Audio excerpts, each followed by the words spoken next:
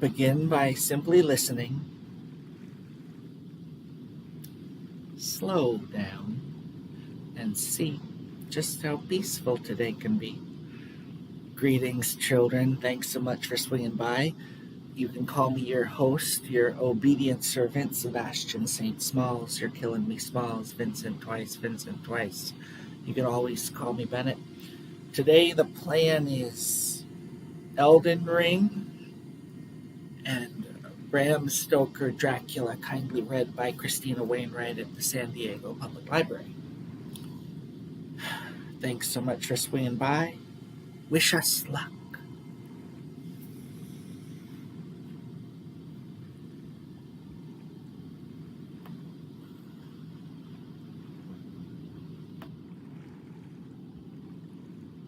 Shoot.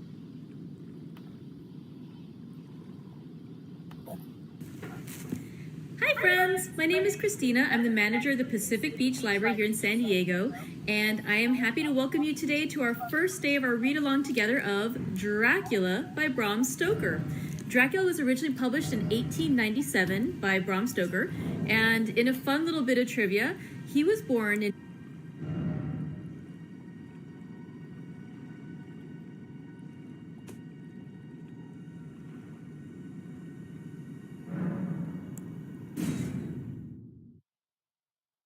in 1847, which is the same year that Jane Eyre was published. That was the first book that we read aloud together back, starting in April. And so for those of you who've been with us from the beginning, we're kind of coming full circle. We're reading a book that was published by somebody who grew up in the time of Jane Eyre, and so now we have Dracula.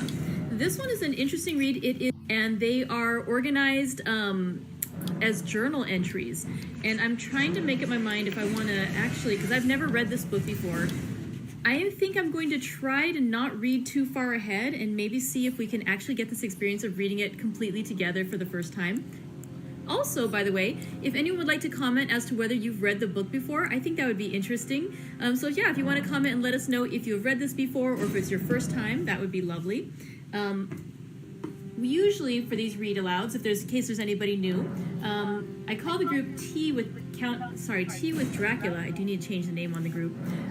So I usually start out with a little tea to enjoy during my read. Sorry, it disconnected for a second. Today's tea that I'm drinking is a blood orange tea. Very appropriate since we're reading Dracula. And actually, though, I finished off my tin of blood orange, so I'm going to have to buy some more loose leaf blood orange tea, or see about finding some other bright red teas. Sorry about that. My connection has gone out twice today. It's an interesting day, but it's okay. Like Dracula, we will rise again.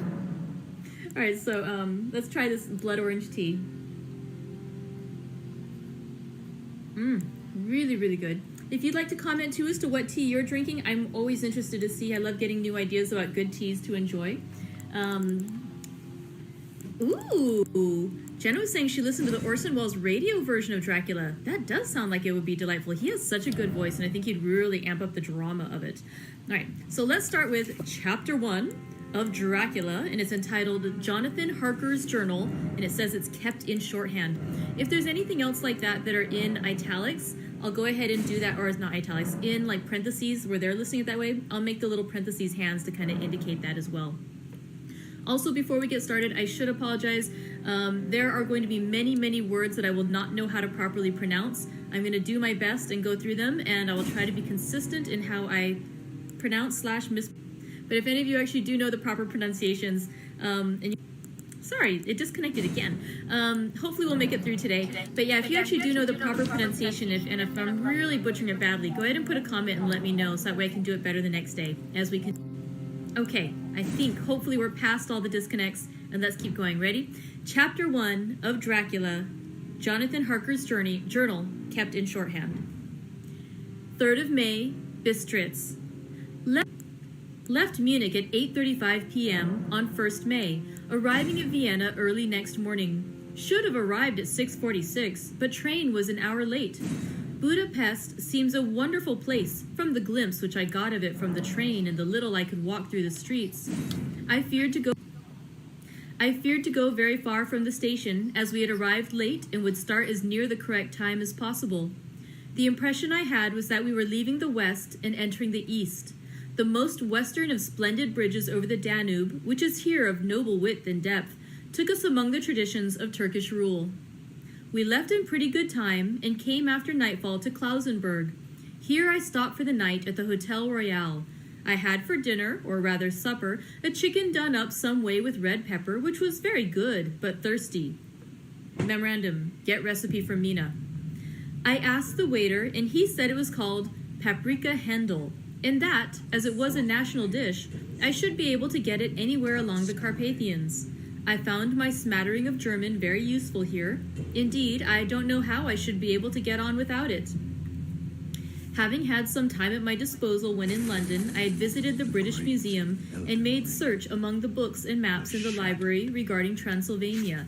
It had struck me that some foreknowledge of the country could hardly fail to have some importance in dealing with the noblemen of that country. I find that the district he named is in the extreme east of the country, just on the borders of 3 states, Transylvania, Moldavia, and Bukovina, in the midst of the Carpathian Mountains, one of the wildest and least known portions of Europe. I was not able to light on any map or work giving the exact locality of the Castle Dracula, as there are no maps of his country. As there are no maps of this country as yet to compare with our own Ordnance Survey maps. But I found that Bistritz, the post town named by Count Dracula, is a fairly well-known place. I shall enter here some of my notes as they may refresh my memory when I talk over my travels with me. In the population of Transylvania, there are 4 distinct nationalities: Saxons in the south, and mixed with them the Wallachs, who are the descendants of the Dacians, Magyars in the west, and Zakelis in the east and north. I am going among the latter, who claim to be descended from Attila and the Huns. This may be so, for when the Magyars conquered the country in the 11th century, they found the Huns settled in it. I read that every known superstition in the world is gathered into the horseshoe of the Carpathians, as if it were the center of some sort of imaginative whirlpool. If so, my stay may be very interesting. Memorandum. I must ask the Count all about them. I did not sleep well, though my bed was comfortable enough, for I had all sorts of queer dreams. There was a dog howling all night under my window, which may have had something to do with it. Or it may have been the paprika, for I had to drink up all the water in my carafe and was still thirsty. Towards morning I slept and was wakened by the continuous knocking at my door, so I guess I must have been sleeping soundly then. I had for breakfast more paprika and a sort of porridge of maize flour which they said was mamaliga, and eggplant stuffed with forcemeat, a very excellent dish, which they call implatata. Get recipe for this also. I had to hurry breakfast, for the train started a little before 8, or rather, it ought to have done so, for after rushing to the station at 7:30, I had to sit in the carriage for more than an hour before we began to move. It seems to me that the further east you go, the more unpunctual are the trains. What ought they to be in China? All day long we seemed to dawdle through a country which was full of beauty of every kind. Sometimes we saw little towns or castles on the top of steep hills, such as we see in old missals. Sometimes we ran by rivers and streams which seemed from the wide stony margin on each side of them to be subject to great floods. It takes a lot of water, and running strong, to sweep the outer edge of a river clear. At each station there were groups of people, sometimes crowds, and in all sorts of attire. Some of them were just like the peasants at home or those I saw coming through France and Germany, with short jackets and round hats and homemade trousers, but others were very picturesque. The women looked pretty, except when you got near them, but they were very clumsy about the waist. They had all full white sleeves of some kind or other, and most of them had big belts with a lot of strips of something fluttering from them, like the dresses in a ballet. But of course there were petticoats under them. The strangest figures we saw were the Slovaks, who were more barbarian than the rest, with their big cowboy hats, great baggy dirty white trousers, white linen shirts, and enormous heavy leather belts, nearly a foot wide, all studded over with brass nails. They wore high boots, with their trousers tucked into them, and had long black hair and heavy black mustaches. They are very picturesque, but do not look prepossessing. On the stage, they would be set down at once as some old oriental band of brigands. They are, however, I am told, very harmless and rather wanting in natural self-assertion. It was on the dark side of twilight when we got to Bistritz, which is a very interesting old place. Being practically on the frontier, for the Borgo Pass leads from it into Bukovina, it has had a very stormy existence, and it certainly shows marks of it. 50 years ago, a series of great fires took place, which made terrible havoc on 5 separate occasions. At the very beginning of the 17th century, it underwent a siege of 3 weeks and lost 13,000 people, the casualties of war proper being assisted by famine and disease. Count Dracula had directed me to go to the Golden Crone Hotel, which I found, to my great delight, to be thoroughly old-fashioned, for of course I wanted to see all I could of the ways of the country.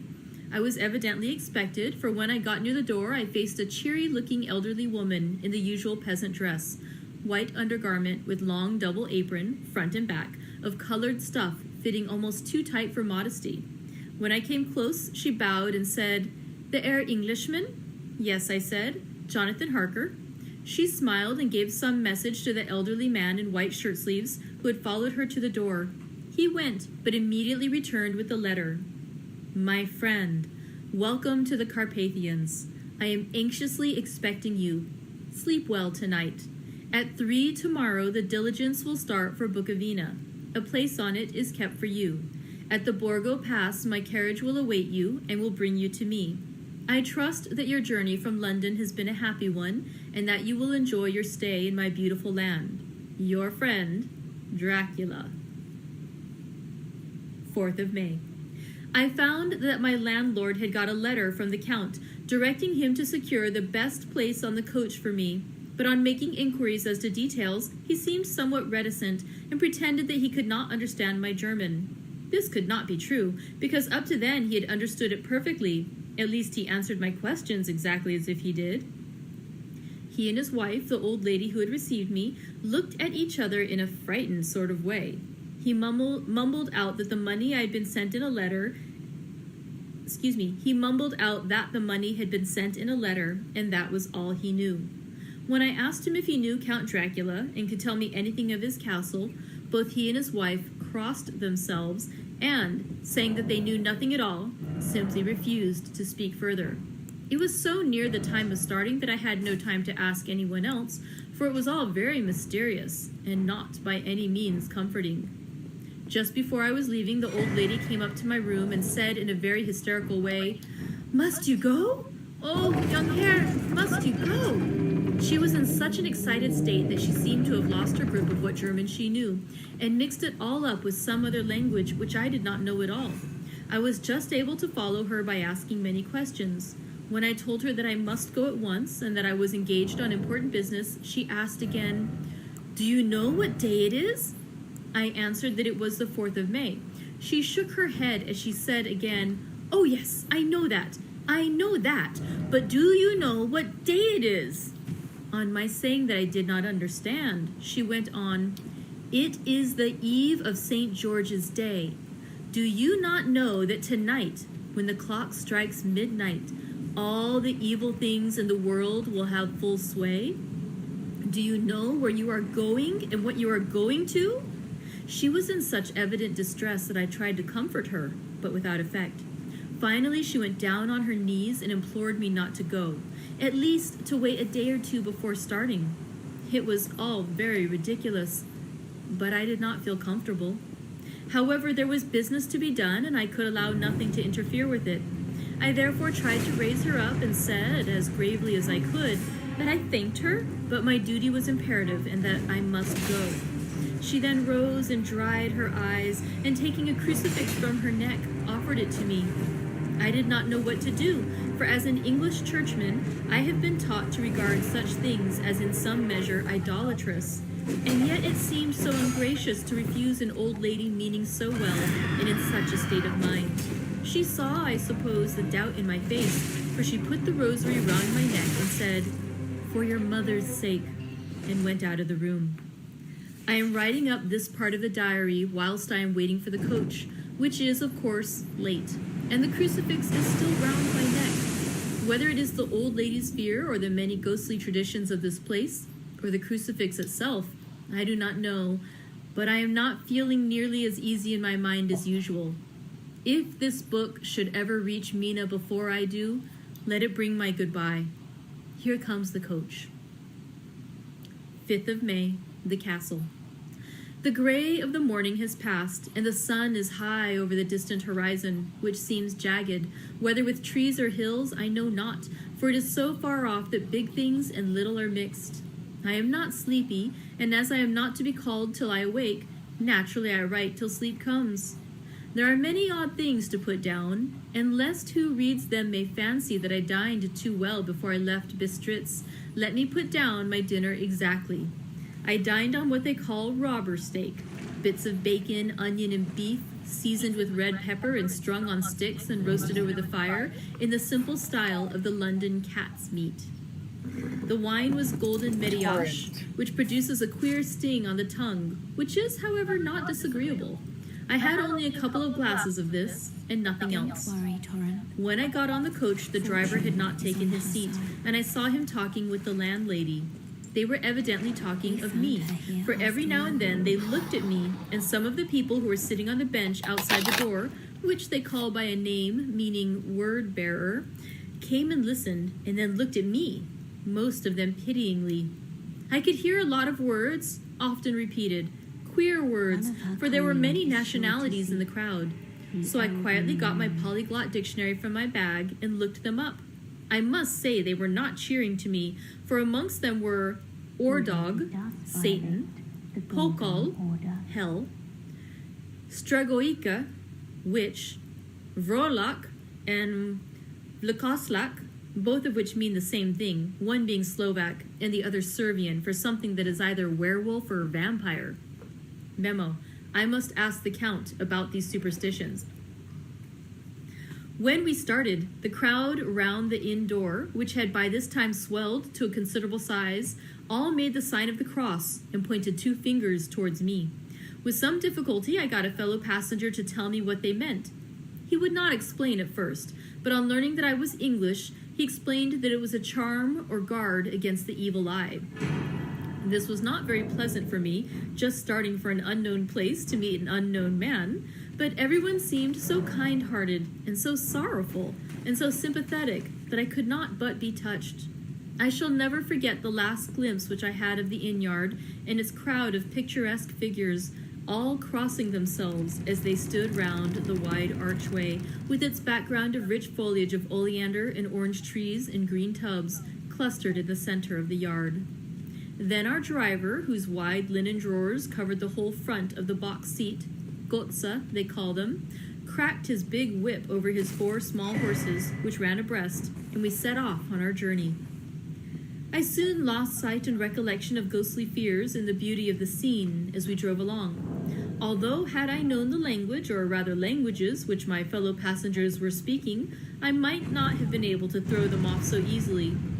Before us lay a green sloping land full of forests and woods, with here and there steep hills, crowned with clumps of trees or with farmhouses, the blank gable end to the road. There was everywhere a bewildering mass of fruit blossom, apple, plum, pear, cherry, and as we drove by I could see the green grass under the trees spangled with the fallen petals. In and out amongst these green hills of what they call here the Mittelland ran the road, losing itself as if swept round the grassy curve, or was shut out by the straggling ends of pine woods, which here and there ran down the hillsides like tongues of flame. The road was rugged, but still we seemed to fly over it with a feverish haste. I could not understand then what the haste meant, but the driver was evidently bent on losing no time in reaching Borgo Prund. I was told that this road is in summertime excellent, but that it had not yet been put in order after the winter snows. In this respect, it is different from the general run of roads in the Carpathians, for it is an old tradition that they are not to be kept in too good order. Of old, the hospodars would not repair them, lest the Turk should think that they were preparing to bring in foreign troops, and so hasten the war which was always really at loading point. Beyond the green swelling hills of the Mittelland rose mighty slopes of forest up to the lofty steeps of the Carpathians themselves. Right and left of us they towered, with the afternoon sun falling full upon them and bringing out all the glorious colors of this beautiful range, deep blue and purple in the shadows of the peaks, green and brown where grass and rock mingled, and an endless perspective of jagged rock and pointed crags, till these were themselves lost in the distance, where the snowy peaks rose grandly.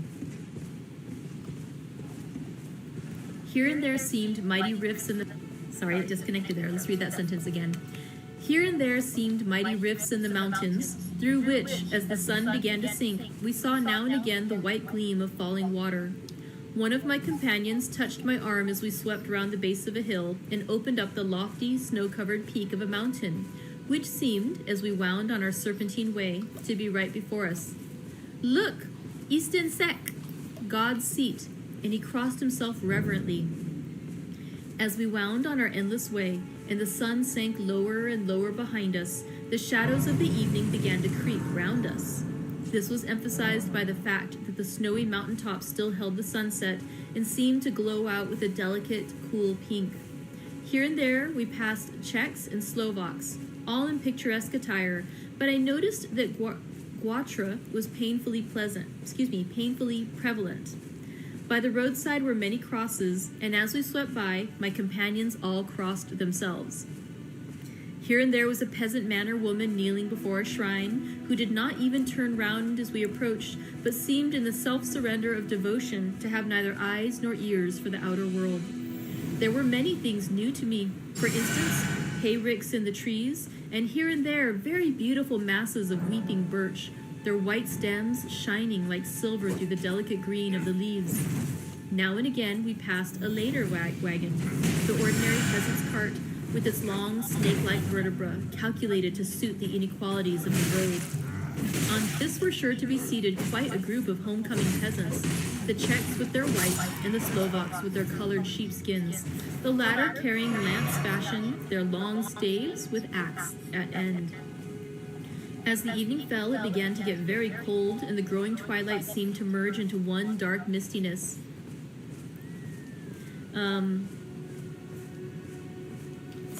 As the evening fell, it began to get very cold, and the growing twilight seemed to merge into one dark mistiness, the gloom of the trees, oak, beech, and pine, though in the valleys which ran deep between the spurs of the hills, as we ascended through the pass, the dark firs stood out here and there against the background of late-lying snow.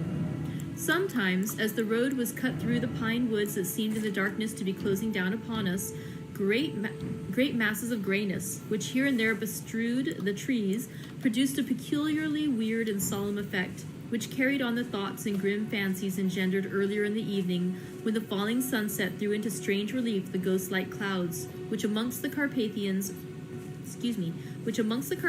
seemed to wind ceaselessly through the valleys. Sometimes the hills were so steep that despite our driver's haste, the horses could only go slowly. I wished to get down and walk up them, as we do at home, but the driver would not hear of it. No, he said, you must not walk here. The dogs are too fierce.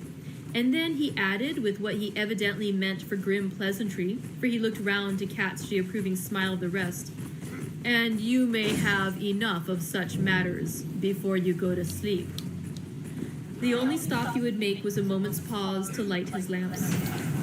When it grew dark, there seemed to be some excitement amongst the passengers, and they kept speaking to him, one after the other, as though urging him to further speed.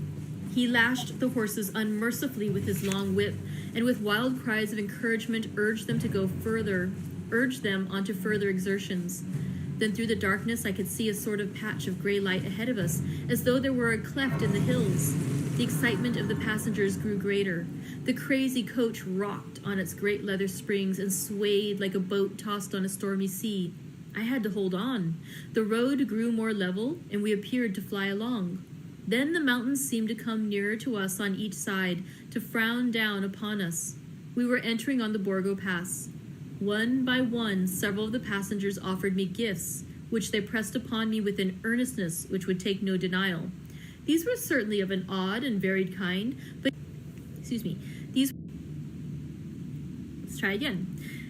These were certainly of an odd and very varied kind, but each was given in simple good faith with a kindly word and a blessing, and that strange mixture of fear, meaning movements, which I had seen outside the hotel at Bistritz, the sign of the cross and the guard against evil eye. Then, as we flew along, the driver leaned forward, and on each side the passengers, craning over the edge of the coach, peered eagerly into the darkness. It was evident that something very exciting was either happening or expected, but though I asked each passenger, no one would give me the slightest explanation. This state of excitement kept on for some time, and at last we saw before us the pass opening out on the eastern side. There were dark, rolling clouds overhead, and in the air the heavy, oppressive sense of thunder.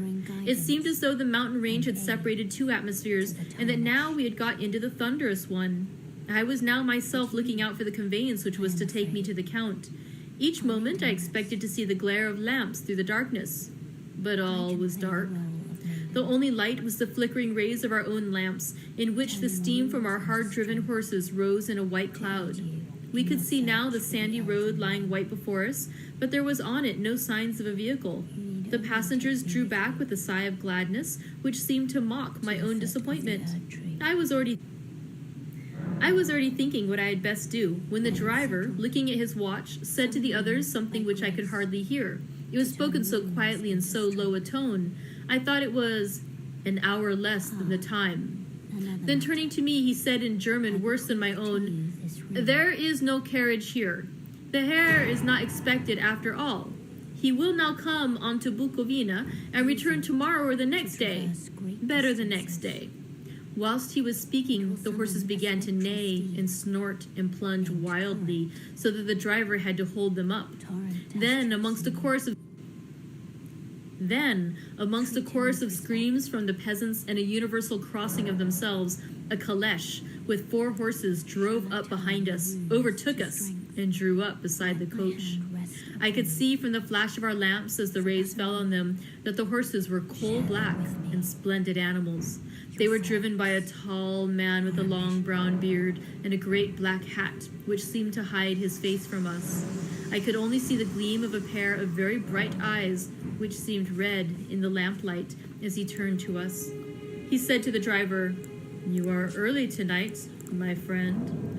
The man stammered in reply, "The English Herr was in a hurry," to which the stranger replied, "That is why, I suppose, you wished him to go on to Bukovina.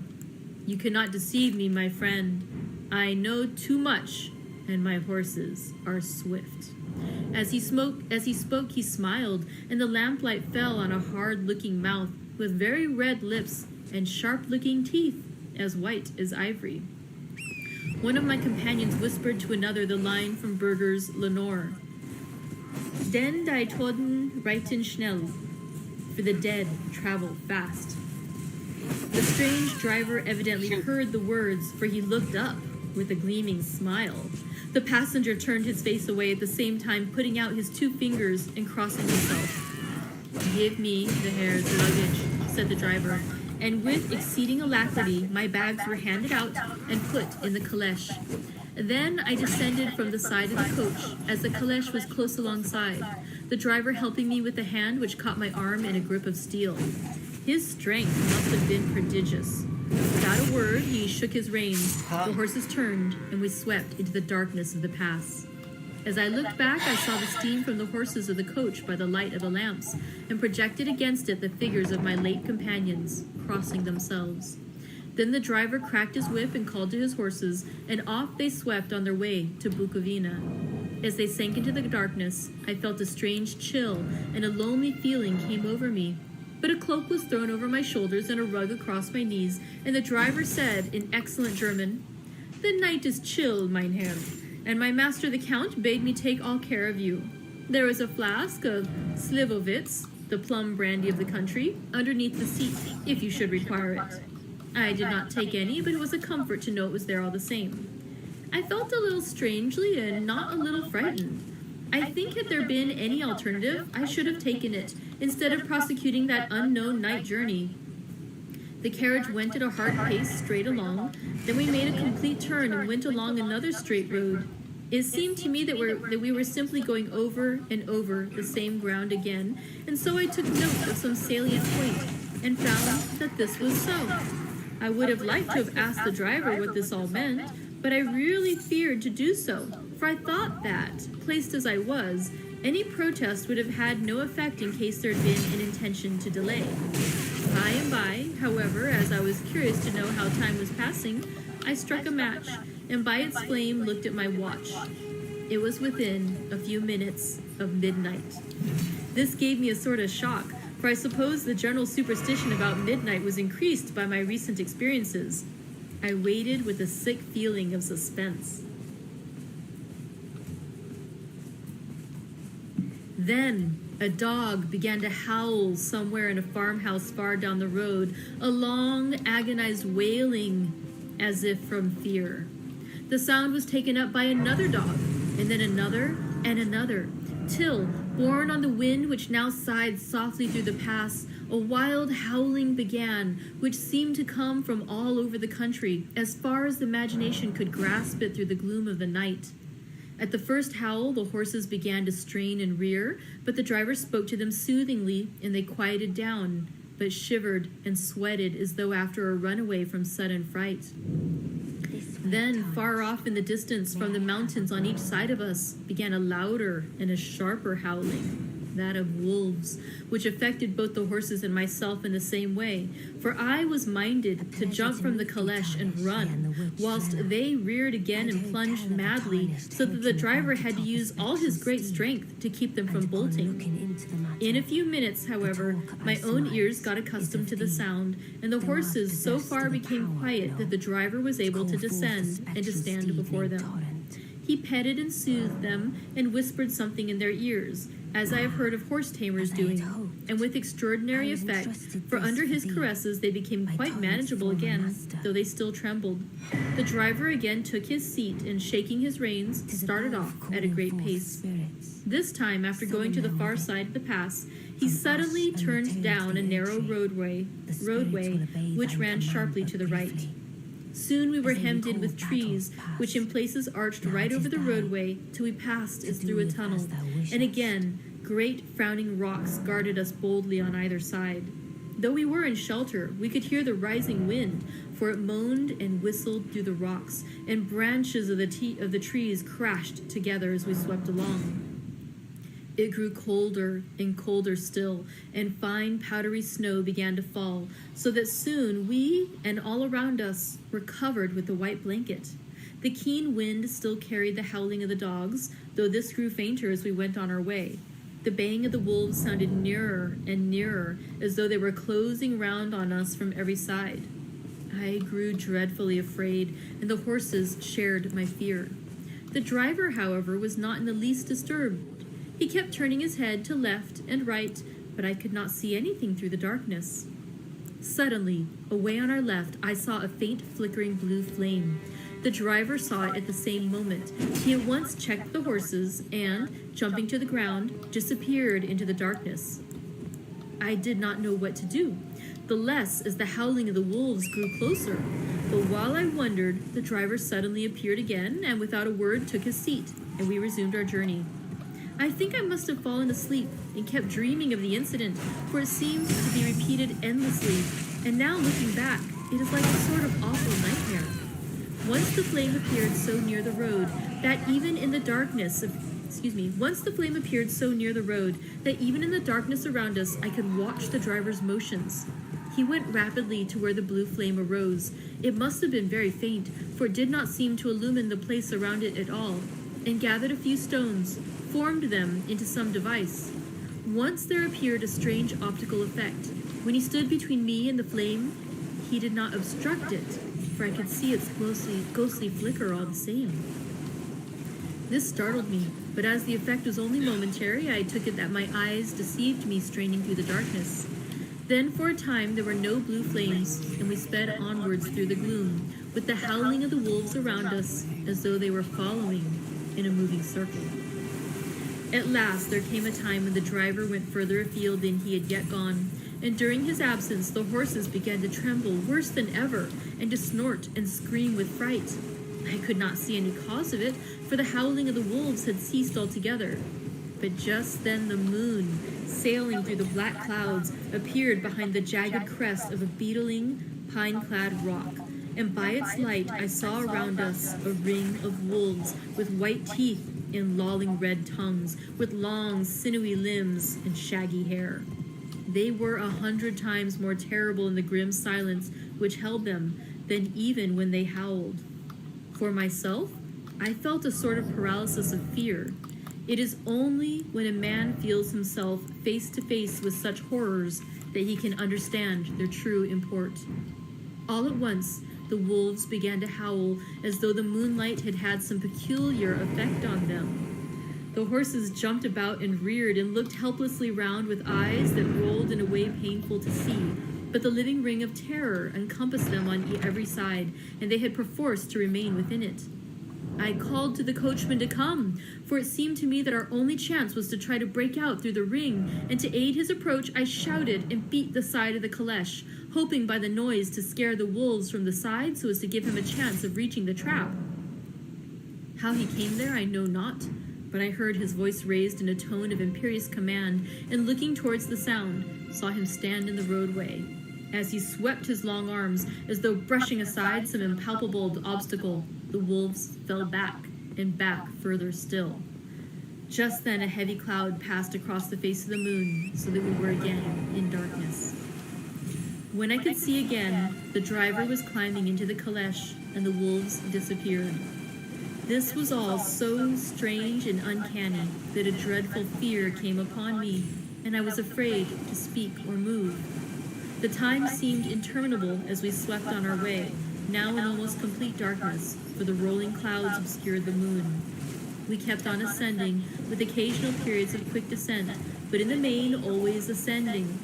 Suddenly I became conscious of the fact that the driver was in the act of pulling up the horses in the courtyard of a vast ruined castle, from whose tall black windows came no ray of sunlight, and whose We cannot let it interrupt us on the last sentence. Suddenly, I became conscious of the fact that the driver was in the act of pulling up the horses in the courtyard of a vast ruined castle, from whose tall black windows came no ray of light, and whose broken battlements showed a jagged line against the moonlit sky. And that concludes Chapter 1 of Dracula. I will try to figure out what happened today, why our connection kept dropping, but I hope you were able to continue with the story. It seemed to me, from past experience with it dropping like that, that we basically lose about a second, and so I try to continue by reading the last sentence back before the break happens. So I'll try to figure that out. Hopefully we can stop that from happening again. But thank you for joining me for our first day of Dracula by Bram Stoker. This is a relatively shorter book, especially compared to our last read. It's only 27 chapters, and so we should be finishing just a few days before Halloween. My goal is to just read one chapter a day, so again, we can stretch this out to as close to Halloween as possible. But thank you for joining for Chapter 1 as Jonathan Harker journeyed on his way to the home of Count Dracula. We'll find out what happens more when he arrives there when we continue with tomorrow's reading. So thank you very much. I look forward to reading more with you. Enjoy the rest of your day. Perhaps some blood orange tea. Take care. Bye-bye.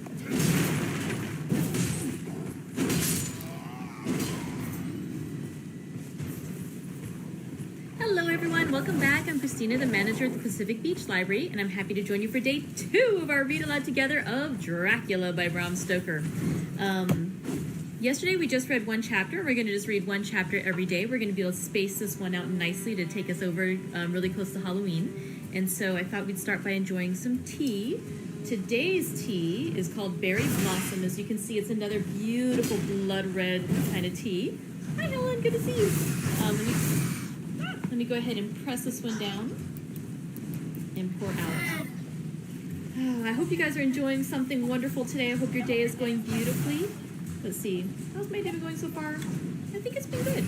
It's weird how the days sort of blur into each other, but yeah, it's been a nice day so far. And of course, better now that we're reading together. Ooh, I like this one a lot. The berry flavor just, again, adds that illusion of sweetness, even though it's, not sugared at all. I haven't added any sweetener to it, but it has that just sweet flavor because of the fruit. It's really a lovely tea. Okay, so let's let that one get cool, and we'll talk a little bit about what happened in Chapter 1 of Dracula.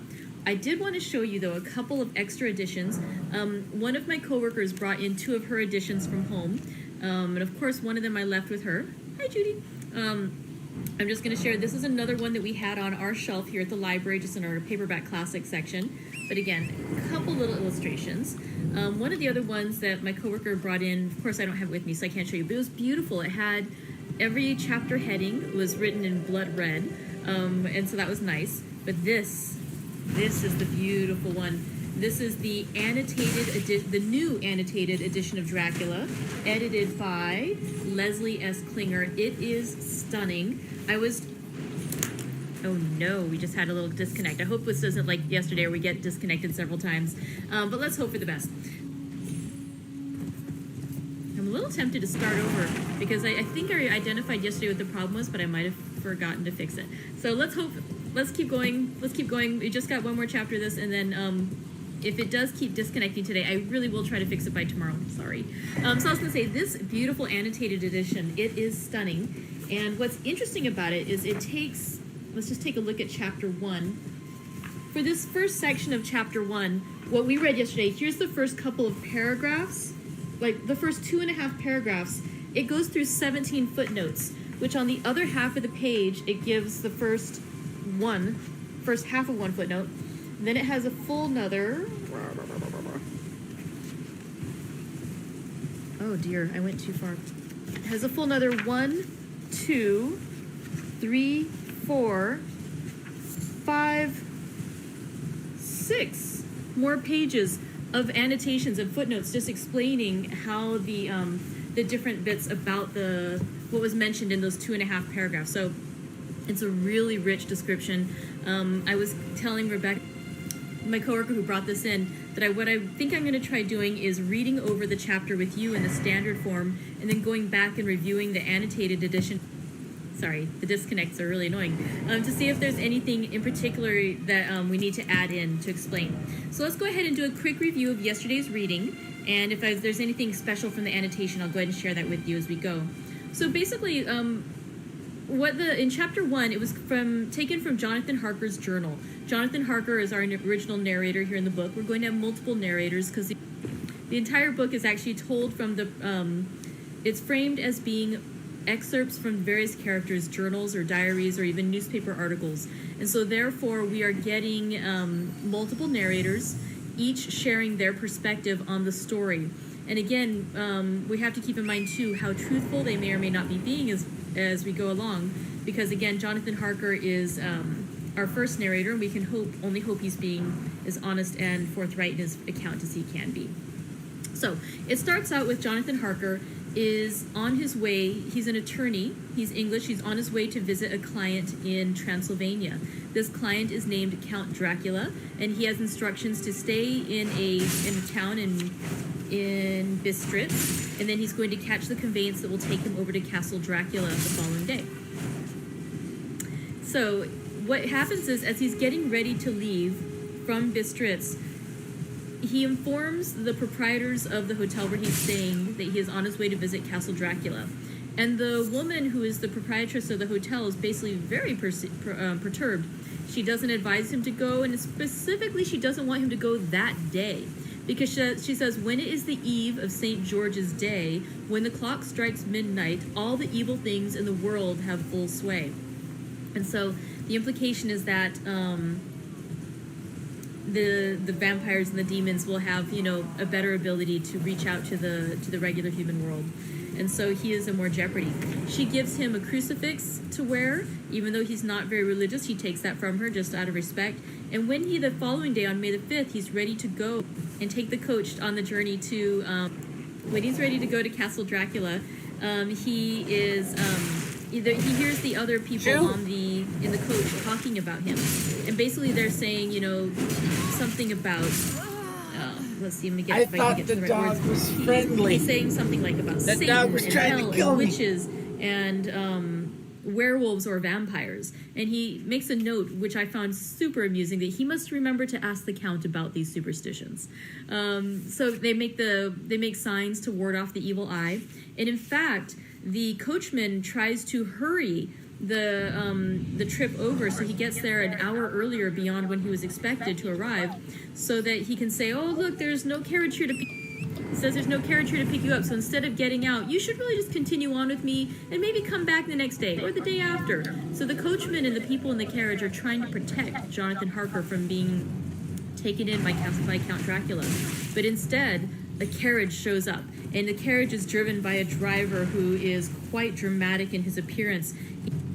He has a hard-looking mouth, very red lips, and sharp-looking teeth as white as ivory. Dun, dun, dun. And so this driver takes in Jonathan Harker, and they begin driving. On their way to Castle Dracula, they actually, it's kind of weird, they kill time for a while driving around, and they see blue lights in the distance. The driver gets out and he goes and does something, and then he comes back. Now, what the annotated edition says, and again, what it implies is that there's a superstition that on this night, after midnight, there are treasures that appear, and they can be illuminated by blue lights. And after midnight, they can be taken by creatures of evil, versus before midnight, the treasures, the hidden treasures that only appear twice per year, could only be taken by creatures of good. And so the implication is that Dracula is actually searching out treasures. And so finally, as they're heading back, they see, they hear the sounds of dogs and then wolves howling into the night. And Jonathan Harker is quite frightened by this. And finally, they're able to beat them away. And actually, the driver, as he swept out his long arms as though brushing aside some impalpable obstacle, the wolves fell back and back further still. So again, the implication is that the driver, we can probably guess is Count Dracula, but we're not certain yet. This driver has the ability to drive back the wolves. He has some control over them. Finally, they head on back. They head over to the castle. And so now we're going to continue with Chapter 2, which is a continuation of Jonathan Harker's journal. All right. Let's get fortified with some tea and go into our story. Chapter 2, Jonathan Harker's journal, continued. 5 May. I must have been asleep, for certainly if I had been fully awake, I must have noticed the approach of such a remarkable place. In the gloom, the courtyard looked of considerable size, and as several dark ways led from it under great round arches, it perhaps seemed bigger than it really is. I have not yet been able to see it by daylight. When the caleche stopped, the driver jumped down and held out his hand to assist me to alight. Again, I could not but notice his prodigious strength. His hand actually seemed like a steel vice that could have crushed mine if he had chosen. Then he took my traps and placed them on the ground beside me as I stood close to a great door, old and studded with large iron nails and set in a projecting doorway of massive stone. I could see even in the dim light that the stone was massively carved, but that the carving had been much worn by time and weather. As I stood, the driver jumped again into his seat and shook the reins. The horses started forward, and trap and all disappeared down one of the dark openings. I stood in silence where I was, for I did not know what to do. Of bell or knocker there was no sign. Through these frowning walls and dark window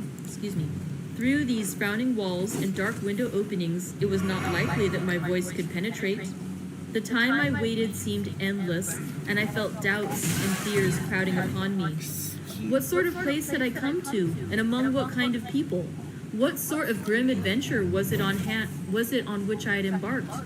Was this a customary incident in the life of a solicitor's clerk, sent out to explain the purchase of a London estate to a foreigner? Solicitor's clerk. Mina would not like that. Solicitor. For just before leaving London, I got word that my examination was successful, and I am now a full-blown solicitor. I began to rub my eyes and pinch myself to see if I were awake.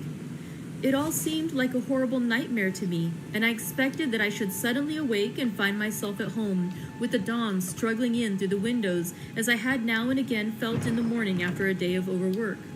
But my flesh answered the pinching test, and my eyes were not to be deceived. I was indeed awake and among the Carpathians.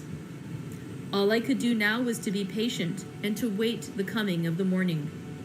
Just as I had come to this conclusion, I heard a heavy step approaching behind the great door and saw through the chinks the gleam of a coming light. Then there was the sound of rattling chains and the clanking of massive bolts drawn back. A key was turned with a loud grating noise of long disuse, and the great door swung back. Within stood a tall old man, clean-shaven save for a long white mustache, and clad in black from head to foot, without a single speck of color about him anywhere. He held in his hand an antique silver lamp, in which the flame burned without chimney or globe of any kind, throwing long, quivering shadows as it flickered in the draught of the open door. The old man motioned me in with his right hand with a courtly gesture, saying in excellent English but with a strange intonation, "Welcome to my house. Enter freely and of your own will."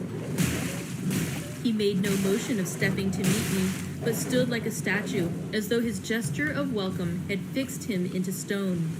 The instant, however, that I stepped over the threshold, he moved impulsively forward, and holding out his hand, grasped mine with a strength which made me wince, an effect which was not lessened by the fact that it seemed as cold as ice, more like the hand of a dead than a living man.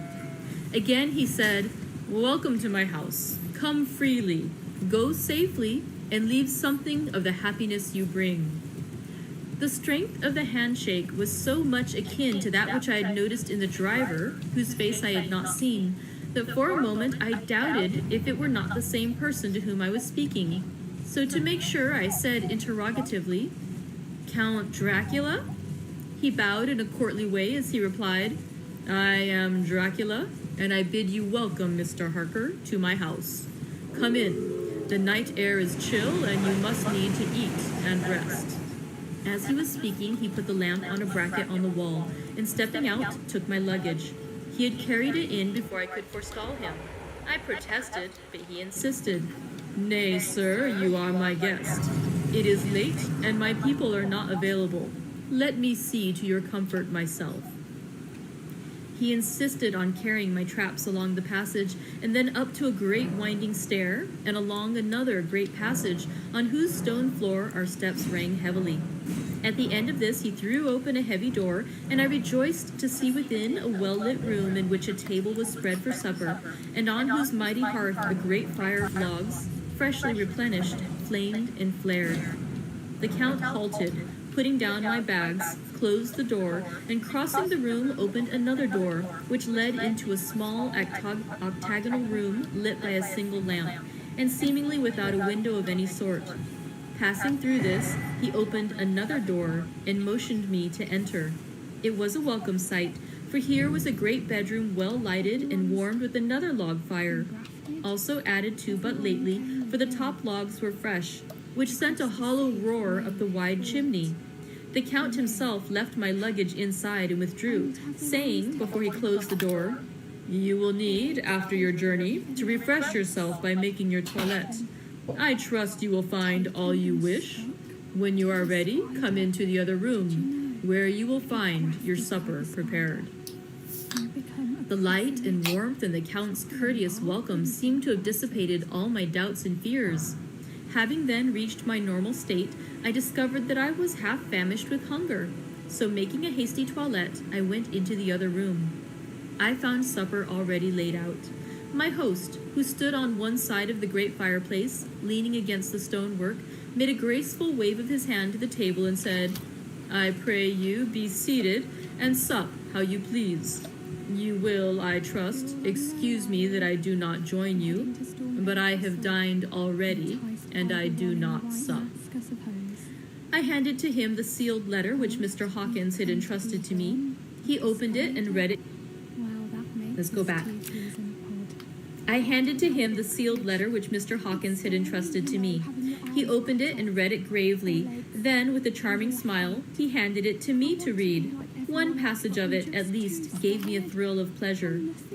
"I must regret that an attack of gout, from which malady I am I must regret that an attack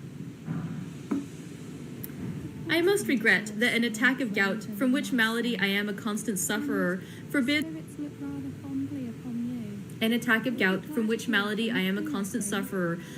absolutely any traveling on my part for some time to come. But I am happy to say I can send a sufficient substitute, one in whom I have every possible confidence. He is a young man, full of energy and talent in his own way, and of a very faithful disposition. He is discreet and silent, and has grown into manhood in my service. He shall be ready to attend to you when you will during his stay, and shall take your instructions in all matters. The Count himself came forward and took off the cover of a dish, and I fell to at once on an excellent roast chicken. This, with some cheese and a salad and a bottle of Old Tokay, of which I had 2 glasses, was my supper. During the time I was eating it, the Count asked me many questions as to my journey, and I told him by degrees all I had experienced. By this time I had finished my supper, and by my host's desire had drawn up a chair by the fire and begun to smoke a cigar which he offered me, at the same time excusing himself that he did not smoke. I had now an opportunity of observing him, and found him of a very marked physiognomy. His face was a very strong aquiline, with high bridge of the thin nose and peculiarly arched nostrils, with lofty domed forehead, and hair growing scantily round the temples, but profusely elsewhere. His eyebrows were very massive, almost meeting over the nose, and with bushy hair that seemed to curl in its own profusion. The mouth, so far as I could see it under the heavy mustache, was fixed and rather cruel-looking, with peculiarly sharp white teeth. These protruded over the lips, whose remarkable ruddiness showed astonishing vitality in a man of his years. For the rest, his ears were pale, and at the tops extremely pointed. The chin was broad and strong, and the cheeks firm, though thin. The general effect was one of extraordinary pallor. Hitherto I had noticed the backs of his hands as they lay on his knees in the firelight, and they had seemed rather white and fine. But seeing them now close to me, I could not but notice they were rather coarse broad, with squat fingers. Strange to say, there were hairs in the center of the palm. The nails were long and fine, and cut to a sharp point. As the Count leaned over me and his hands touched me, I could not repress a shudder. It may have been that his breath was rank, but a horrible feeling of nausea came over me, which, do what I would, I could not conceal.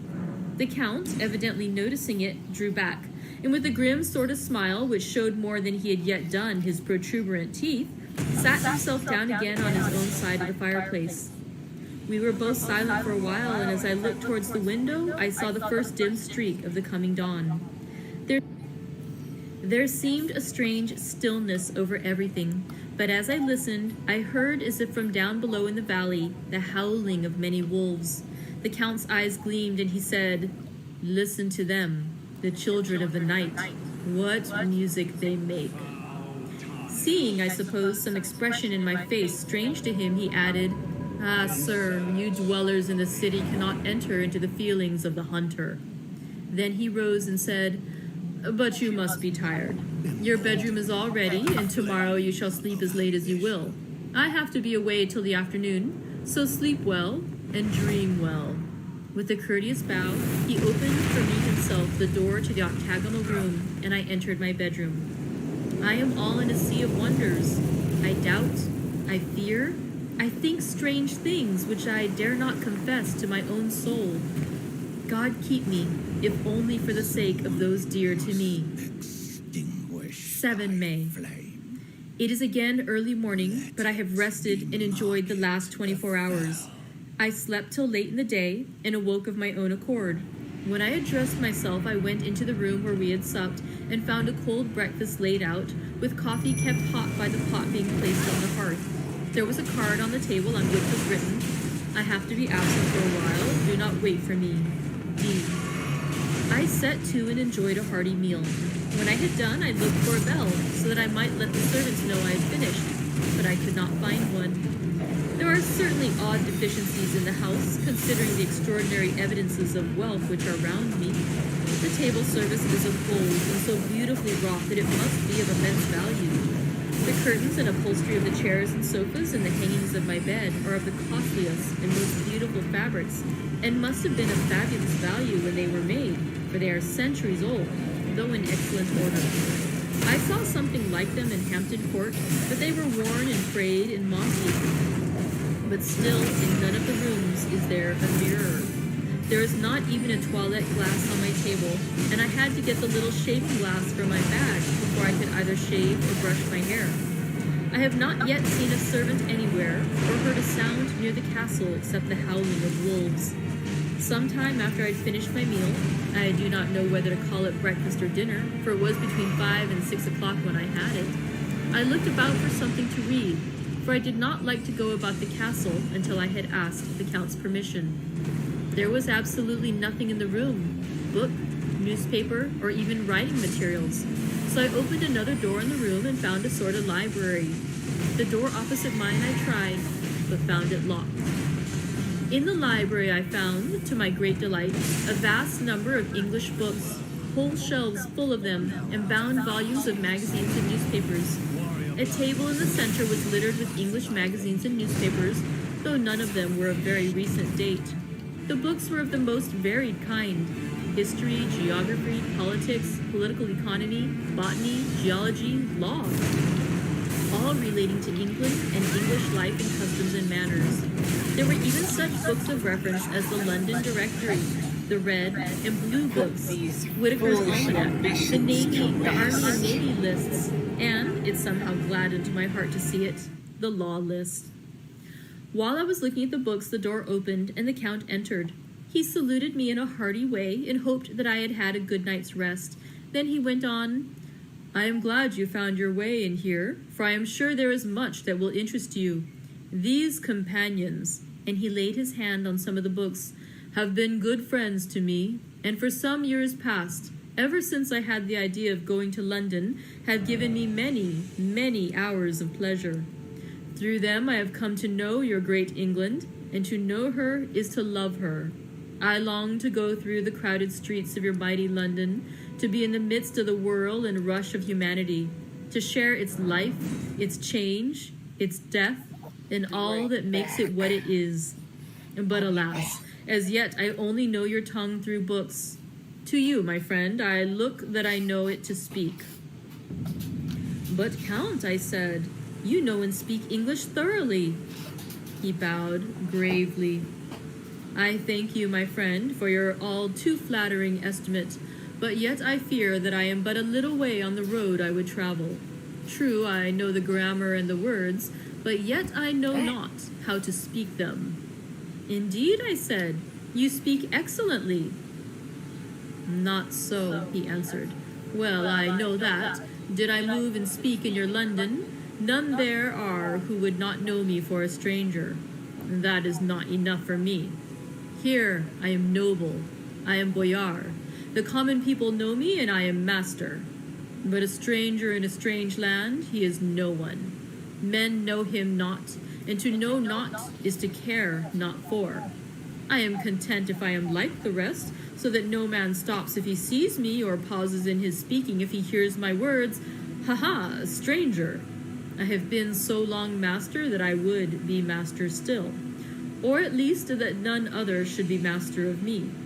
You come to me not alone, as agent of my friend Peter Hawkins of Exeter, to tell me all about my new estate in London.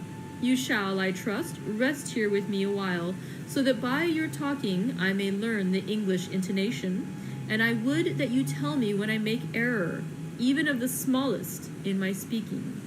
I am sorry that I had to be away so long today, but you will, I know, forgive one who has so many important matters in hand."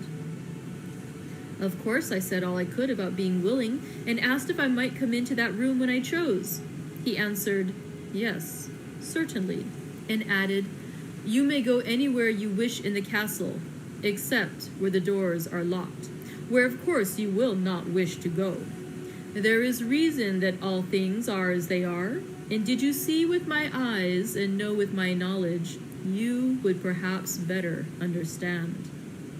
I said I was sure of this, and then he went on, "We are in Transylvania, and Transylvania is not England. Our ways are not your ways, and there shall be to you many strange things. Nay, from what you have told me of your experiences already, you know something of what strange things there may be." This led to much conversation, and as it was evident that he wanted to talk, if only for talking's sake, I asked him many questions regarding things that had already happened to me or come within my notice. Sometimes he sheered off the subject or turned the conversation by pretending not to understand, but generally he answered all I asked most frankly. Then as time went on and I had got somewhat bolder, I asked him of some of the strange things of the preceding night, as for instance, why the coachman went to the places where he had seen the blue flames. He then explained to me that it was commonly believed that on a certain night of the year, last night in fact, when all evil spirits are supposed to have unchecked sway, a blue flame is seen over any place where treasure has been concealed. That treasure has been hidden, he went on, in the region through which you came last night. There can be but little doubt, for it was the ground fought over for centuries by the Wallachian, the Saxon, and the Turk. Why, there is hardly a foot of soil in all this region that has not been enriched by the blood of men, patriots, or invaders. In old days there were stirring times, when the Austrian and the Hungarian came up in hordes, and the patriots went out to meet them, men and women, the aged and the children too, and waited their coming on the rocks above the passes, that they might sweep destruction on them with their artificial avalanches. When the invader was triumphant, he found but little, for whatever there was had been sheltered in the friendly soil. But how, said I, can it have remained so long undiscovered, when there is a sure index to it if men will but take the trouble to look? The Count smiled, and as his lips ran back over his gums, the long, sharp canine teeth showed out strangely. He answered, because your peasant is at heart a coward and a fool. Those flames only appear on one night, and on that night no man of this land will, if he can help it, stir without his doors. And, dear sir, even if he did, he would not know what to do. Why, even the peasant that you tell me of who marked the place of the flame would not know where to look in daylight, even for his own work. Even you would not, I dare be sworn, be able to find those places again? There you are right, I said. I know no more than the dead where even to look for them. Then we drifted into other matters. Come, he said at last, tell me of London and of the house which you have procured for me. With an apology for my remissness, I went into my own room to get the papers from my bag. Whilst I was placing them in order, I heard a rattling of china and silver in the next room, and as I passed through, noticed that the table had been cleared and the lamp lit, for it was by this time deep into the dark. The lamps were also lit in the study or library, and I found the Count lying on the sofa, reading, of all things in the world, an English Bradshaw's Guide. When I came in, he cleared the books and papers from the table, and with him I went into plans and deeds and figures of all sorts. He was interested in everything, and asked me a myriad questions about the place and its surroundings. He clearly had studied beforehand all he could get on the subject of the neighborhood, for he evidently at the end knew very much more than I did. When I remarked this, he answered, Well, but, my friend, is it not needful that I should? When I go there I shall be all alone, and my friend Harker Jonathan. Nay, pardon me, I fall into my country's habit of putting your patronymic first. My friend Jonathan Harker will not be by my side to correct and aid me. He will be in Exeter, miles away, probably working at papers of the law with my other friend, Peter Hawkins. So, we went thoroughly into the business of the purchase of the estate at Purfleet. When I had told him the facts and got his signature to the necessary papers, and had written a letter with them ready to post to Mr. Hawkins, he began to ask me how I had come across so suitable a place. I read to him the notes which I had made at the time, and which I inscribe here. At Purfleet, on a by-road, I came across just such a place as seemed to be required, and where was displayed a dilapidated notice that the place was for sale. It was surrounded by a high wall of ancient structure, built of heavy stones, and has not been repaired for a large number of years. The closed gates are of heavy old oak and iron, all eaten with rust. The estate is called Carfax, no doubt a corruption of the old Quatreface, as the house is four-sided. agreeing with the cardinal points of the compass. It contains in all some 20 acres, quite surrounded by the solid stone wall above mentioned. There are many trees on it, which makes it in places gloomy, and there is a deep, dark-looking pond or small lake, evidently fed by some springs, as the water is clear and flows away in a fair-sized stream. The house is very large, and of all periods back, I should say, to medieval times, for one part is of stone immensely thick, with only a few windows high up and heavily barred with iron. It looks like part of a keep, and is close to an old chapel or church. I could not enter it, as I had not the key of the door leading to it from the house, but I have taken with my Kodak views of it from various points. The house had been added to, but in a very straggling way, and I can only guess at the amount of ground it covers, which must be very great. There are but few houses close at hand, one being a very large house only recently added to, and formed into a private lunatic asylum. It is not, however, visible from the grounds. When I had finished, he said, "I am glad that it is old and big. I myself am of an old family, and to live in a new house would kill me. A house cannot be made habitable in a day, and after all, how few days go to make up a century. I rejoice also that there is a chapel of old times. We Transylvanian nobles love not to think that our bones may lie amongst the common dead. I seek not gaiety nor mirth, nor the bright voluptuousness of much sunshine and sparkling waters, which please the young and gay. I am no longer young, and my heart, through weary years of mourning over the dead, is not attuned to mirth. Moreover, the walls of my castle are broken. The shadows are many, and the wind breathes cold through the broken battlements and casements. I love the shade and the shadow, and would be alone with my thoughts when I may." Somehow his words and his look did not seem to accord, or else it was that his cast of face made his smile look malignant and saturnine. Share them with me. Presently, with an excuse, he left me, asking me to pull all my papers together. He was some little time away, and I began to look at some of the books around me. One was an atlas, which I found opened naturally to England, as if that map had been much used. On looking at it, I found in certain places little rings marked, and on examining these, I noticed that one was near London on the east side, manifestly where his new estate was situated. The other two were Exeter and Whitby on the Yorkshire coast. It was the better part of an hour when the Count returned. "Aha," he said, "still at your books? Good, but you must not work always. Come, I am informed that your supper is ready." He took my arm and we went into the next room, where I found an excellent supper ready on the table. Let's go back a bit, because it disconnected again. He took my arm and we went into the next room, where I found an excellent supper ready on the table. The Count again excused himself.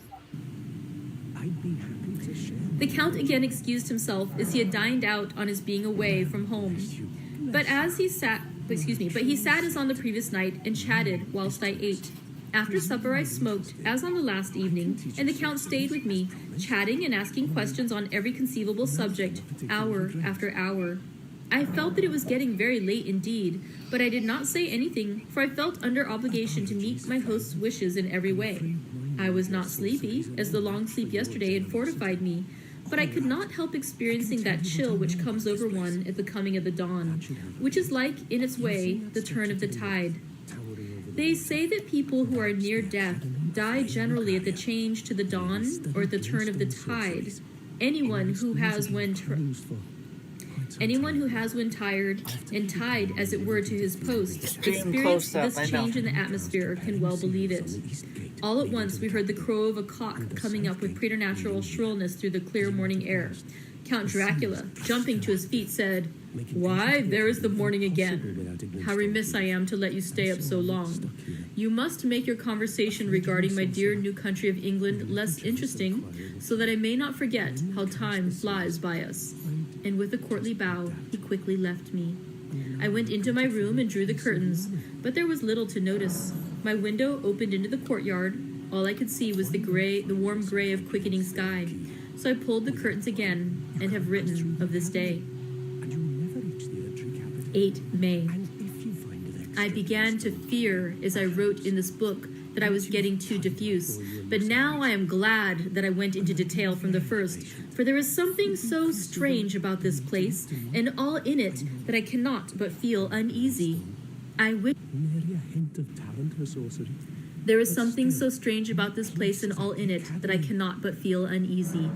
I wish I were safe out of it, or that I had never come. It may be that this strange night existence is telling on me, but would that that were all. If there were anyone to talk to, I could bear it, but there is no one. I have only the Count to speak with, and he... I fear I am myself the only living soul within the place. Let me be prosaic so far as facts can be. It will help me to bear up, and imagination must not run riot with me. If it does, I am lost. Let me say at once how I stand, or seem to. I only slept a few hours when I went to bed, and feeling that I could not sleep any more, got up. I had hung my shaving glass by the window and was just beginning to shave. Suddenly I felt a hand on my shoulder and heard the Count's voice say to me, "Good morning." I started, for it amazed me that I had not seen him, since the reflection of the glass covered the whole room behind me. In starting, I had cut myself slightly, but did not notice it at the moment. Having answered the Count's salutation, I turned to the glass again to see how I had been mistaken. This time, there could be no error, for the man was close to me, and I could see him over my shoulder. But there was no reflection of him in the mirror. The whole room behind me was displayed, but there was no sign of a man in it, except myself. This was startling, and coming on the top of so many strange things, was beginning to increase that vague feeling of uneasiness which I always have when the Count is near.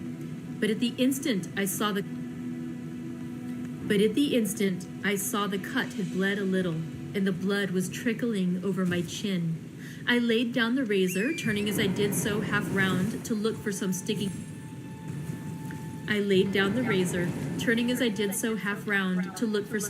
plaster. When the Count saw my face, his eyes blazed with the sort of demonic fury, and he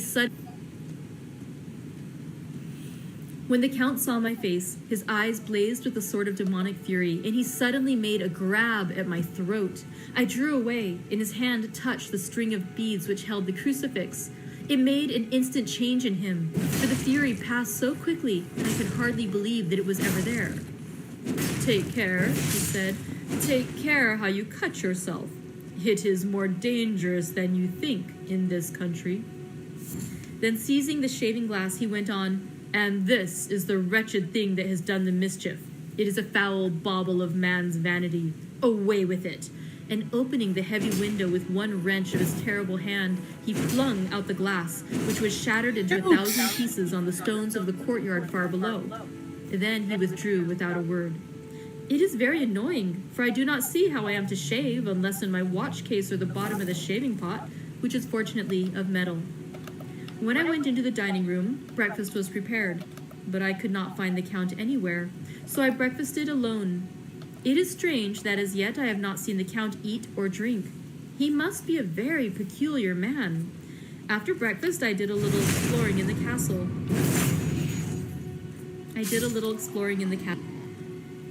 Sorry about all the interruptions. I went out on the stairs and found a room looking towards the south. The view was magnificent, and from where I stood, there was every opportunity of seeing it. The castle is on the very edge of a terrific precipice. A stone falling from the window would fall 1,000 feet without touching anything. As far as the eye can reach is a sea of green treetops, with occasionally a deep rift where there is a chasm. Here and there are silver threads where the rivers wind in deep gorges through the forests. But I am not in heart to describe beauty, for when I had seen the view, I explored further. Doors, everywhere, and all locked and bolted. In no place, save from the windows in the castle walls, is there an available exit. The castle is a veritable prison, and I am a prisoner. You are a prisoner. Okay. So that concludes Chapter 2. Tomorrow we'll continue with more of Jonathan Harker's Chapter journal 3, so let's set keep in going. Castle Got some Dracula. And again, I will try to fix these connection issues we're having. I'm so sorry it keeps dropping out, and I hope it's not too annoying when I go back a sentence so that you guys won't miss anything. So thank you very much for joining me today. I hope you're having a great rest of your day, and I will see you tomorrow for more Dracula. Bye. Friends, hi, it's Christina, the manager at the Pacific Beach Library. We're trying something new today because I forgot my phone at home, so we're using the computer. And so today is day 3 of our read-along together of our read-along together of Dracula. So day 3, chapter 3 is going to be fabulous. Clearly, I'm a little discombobulated today, I apologize. So let's start out with some tea. Tea is always a good thing to help settle the nerves, whether you are realizing just a moment before live reading that you forgot your phone at home, or whether you are perhaps getting to know a vampire and quite feeling rather freaked out by the whole experience. So today my tea is a loose leaf Earl Grey tea. It is the Earl Grey de la Creme, which is a lovely Earl Grey.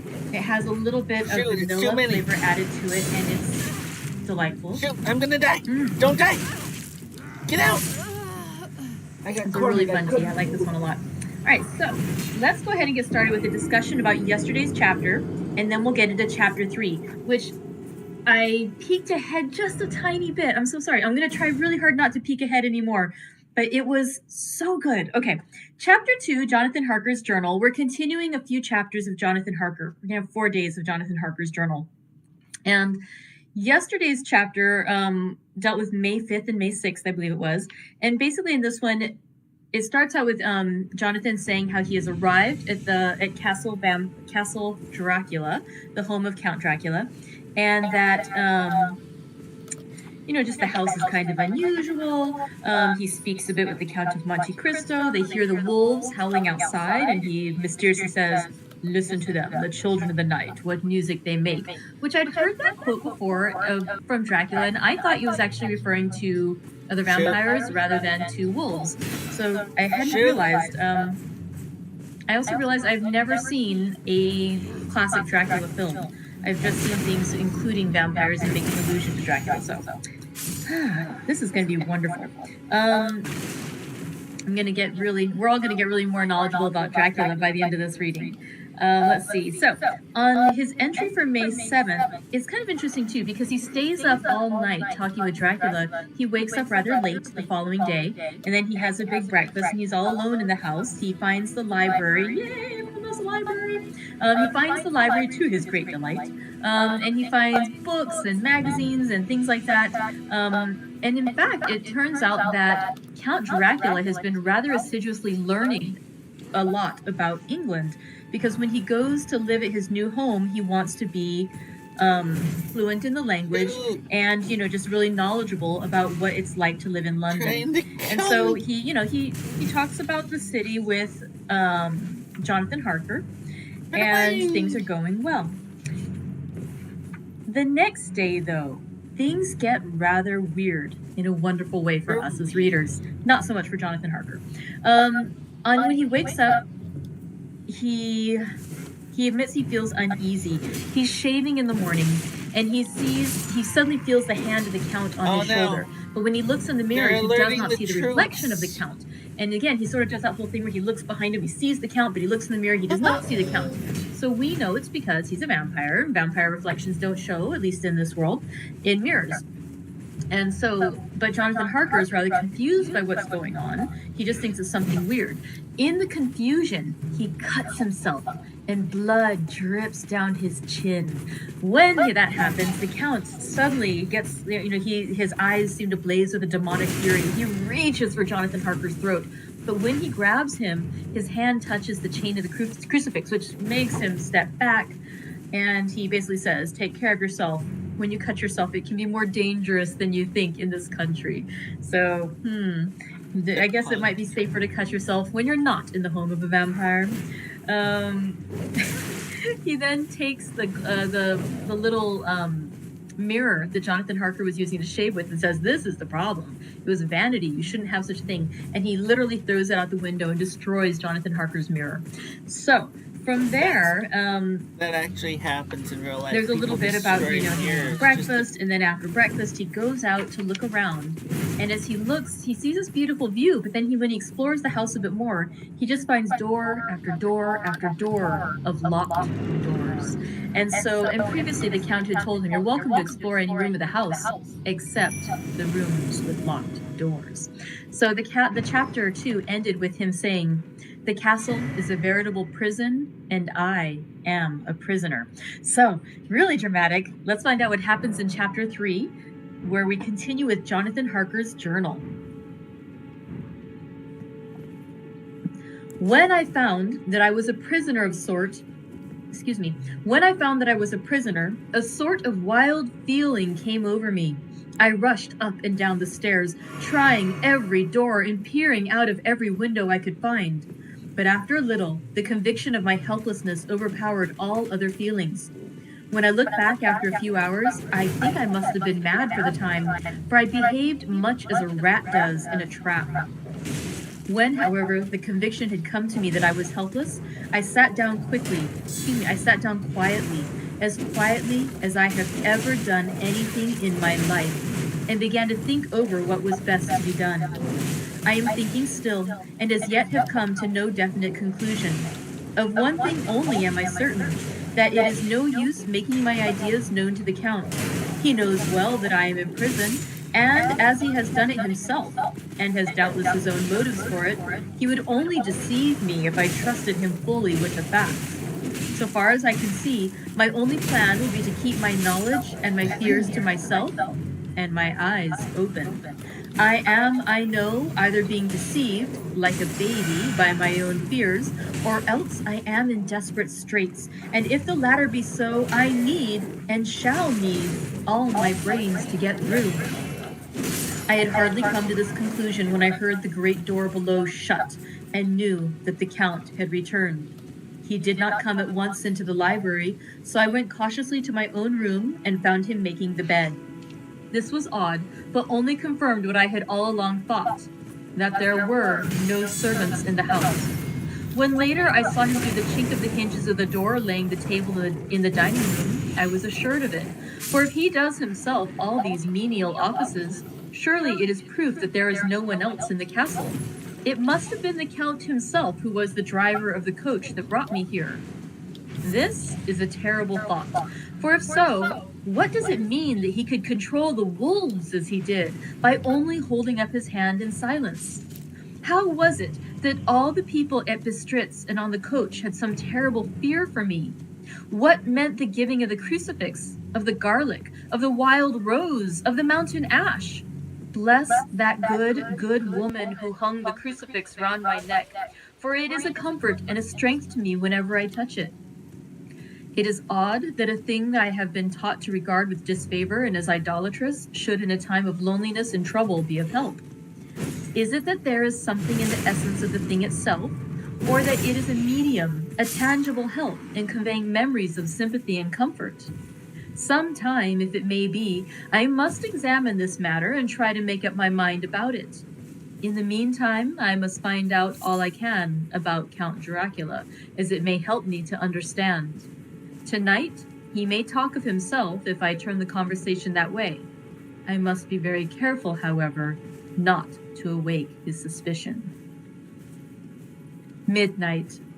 I have had a long talk with the Count. I asked him a few questions on Transylvania history, and he warmed up to the subject wonderfully. In his speaking of things and people, and especially of battles, he spoke as if he had been present to them all. This he afterwards explained by saying that to a boyar, the pride of his house and name is his own pride, that their glory is his glory, that their fate is his fate. Whenever he spoke of his house, he always said we, and spoke almost in the plural, like a king speaking. I wish I could put down all he said exactly as he said it, for to me it was most fascinating. He seemed to have in it a whole history of the country. He grew excited as he spoke and walked about the room, pulling his great white mustache and grasping anything on which he laid his hands, as though he would crush it by main strength. One thing he said which I shall put down as nearly as I can, for it tells in its way the story of his race. We Skellies have a right to be proud, For in our veins flows the blood of many brave races who fought as the lion fights for lordship. Here in the whirlpool of European races, the Ugric tribe bore down from Iceland the fighting spirit which Thor and Woden gave them, which their berserkers displayed to such fell intent on the seaboards of Europe, aye, and of Asia and Africa too, till the people thought that the werewolves themselves had come. Here too, when they came, they found the Huns, whose warlike fury had swept the earth like a living flame, till the dying peoples held that in their veins ran the blood of those old witches, who, expelled from Scythia, had mated with the devils in the desert. Fools, fools! What devil or what witch was ever so great as Attila, whose blood is in these veins? He held up his arms. Is it a wonder that we were a conquering race? That we were proud? That when the Magyar, the Lombard, the Avar, the Bulgar, or the Turk poured his thousands on our frontiers, we drove them back? Is it strange that when Arpad and his legions swept through the Hungarian fatherland, he found us here when he reached the frontier? That the Honfoglalas was completed there. And when the Hungarian flood swept eastward, the Skellies were claimed as kindred by the victorious Magyars, and to us for centuries was trusted the guarding of the frontier of Turkeyland. Aye, and more than that, endless duty of the frontier guard, for as the Turks say, water sleeps, and enemy is sleepless. Who more gladly than we throughout the four nations received the bloody sword, or at its warlike call flocked quicker to the standard of the king? When was redeemed that great shame of my nation, the shame of Kasova, when the flags of the Wallach and the Magyar went down through the crescent? Who was it but one of my own race, who as voivode crossed the Danube and beat the Turk on his own ground? This was a Dracula indeed. Woe was it that his own unworthy brother, when he had fallen, sold his people to the Turk and brought the shame of slavery on them. Was it not this Dracula, indeed, who inspired that other of his race, who in a later age again and again brought his forces over the great river into Turkeyland? Who, when he was beaten back, came again and again, though he had to come alone from the bloody field where his troops were being slaughtered, since he knew that he alone could ultimately triumph. They said that he thought only of himself? Bah! What good are peasants without a leader? Where ends the war without a brain and heart to conduct it? Again, when after the Battle of Mohawks we threw off the Hungarian yoke, we of the Dracula blood were amongst their leaders, for our spirit would not brook that we were not free. Ah, young sir, the Skellies, the Zekalies, and the Dracula as their heart's blood, their brains, and their swords can boast a record that mushroom growths like the Habsburgs and the Romanovs can never reach. The warlike days are over. Blood is too precious a thing in these days of dishonorable peace, and the glories of the great races are as a tale that is told. It was by this time close on morning, and we went to bed. Memo. This diary seems horribly like the beginning of the Arabian Nights, for everything has to break off at cockcrow, or like the ghost of Hamlet's father. 12 May. Let me begin with facts, bare, meager facts, verified by books and figures, and of which there can be no doubt. I must not confuse them with experiences which will have to rest on my own observation or my memory of them. Last evening, when the Count came from his room, he began by asking me questions on legal matters and on the doing of certain kinds of business. I had spent the day wearily over books, and simply to keep my mind occupied, went over some of the matters I had been examined in at Lincoln's Inn. There was a certain method in the Count's inquiries, so I shall try to put them down in sequence. The knowledge may somehow or sometime be useful to me. First, he asked if a man in England might have 2 solicitors or more. I told him he might have a dozen if he wished, but that it would not be wise to have more than one solicitor engaged in one transaction, as only one could act at a time, and that to change would be certain to mitigate against his interest. As to militate against his interest. He seemed thoroughly to understand and went on to ask if there would be any practical difficulty in having one man to attend, say, to banking, and another to look after shipping in case local help were needed in a place far from the home of the banking solicitor. I asked him to explain more fully so that I might not by any chance mislead him, and he said, I can't deal with I that. shall illustrate. Your friend and mine, Mr. Peter Hawkins, from under the shadow of your beautiful cathedral at Exeter, which is far from London, buys for me, through your good self, my place at London. Good. Now, here let me say frankly, lest you should think it strange that I have sought the services of one so far off from London, instead of some one resident there, that my motive was that no local interest might be served save my wish only, and as one of London residents might, perhaps, have some purpose of himself or friend to serve, I went thus afield to seek my agent, whose labors should be only to my interest. Now, suppose I, who have much of affairs, wish to ship goods, say, to Newcastle, or Durham, or Harwich, or Dover, might it not be that it could with more ease be done by consigning to one in these ports? I answered that certainly it would be most easy, but that we solicitors had a system of agency, one for the other, so that local work could be done locally on instruction from any solicitor, so that the client, simply placing himself in the hands of one man, could have his wishes carried out by him without further trouble. But, said he, I could be at liberty to direct myself. Is it not so? Of course, I replied, and such is often done by men of business, who do not like the whole of their affairs to be known by any one person. Good, he said, and then went on to ask about the means of making consignments, and the forms to be gone through, and of all sorts of difficulties which might arise, but by forethought could be guarded against.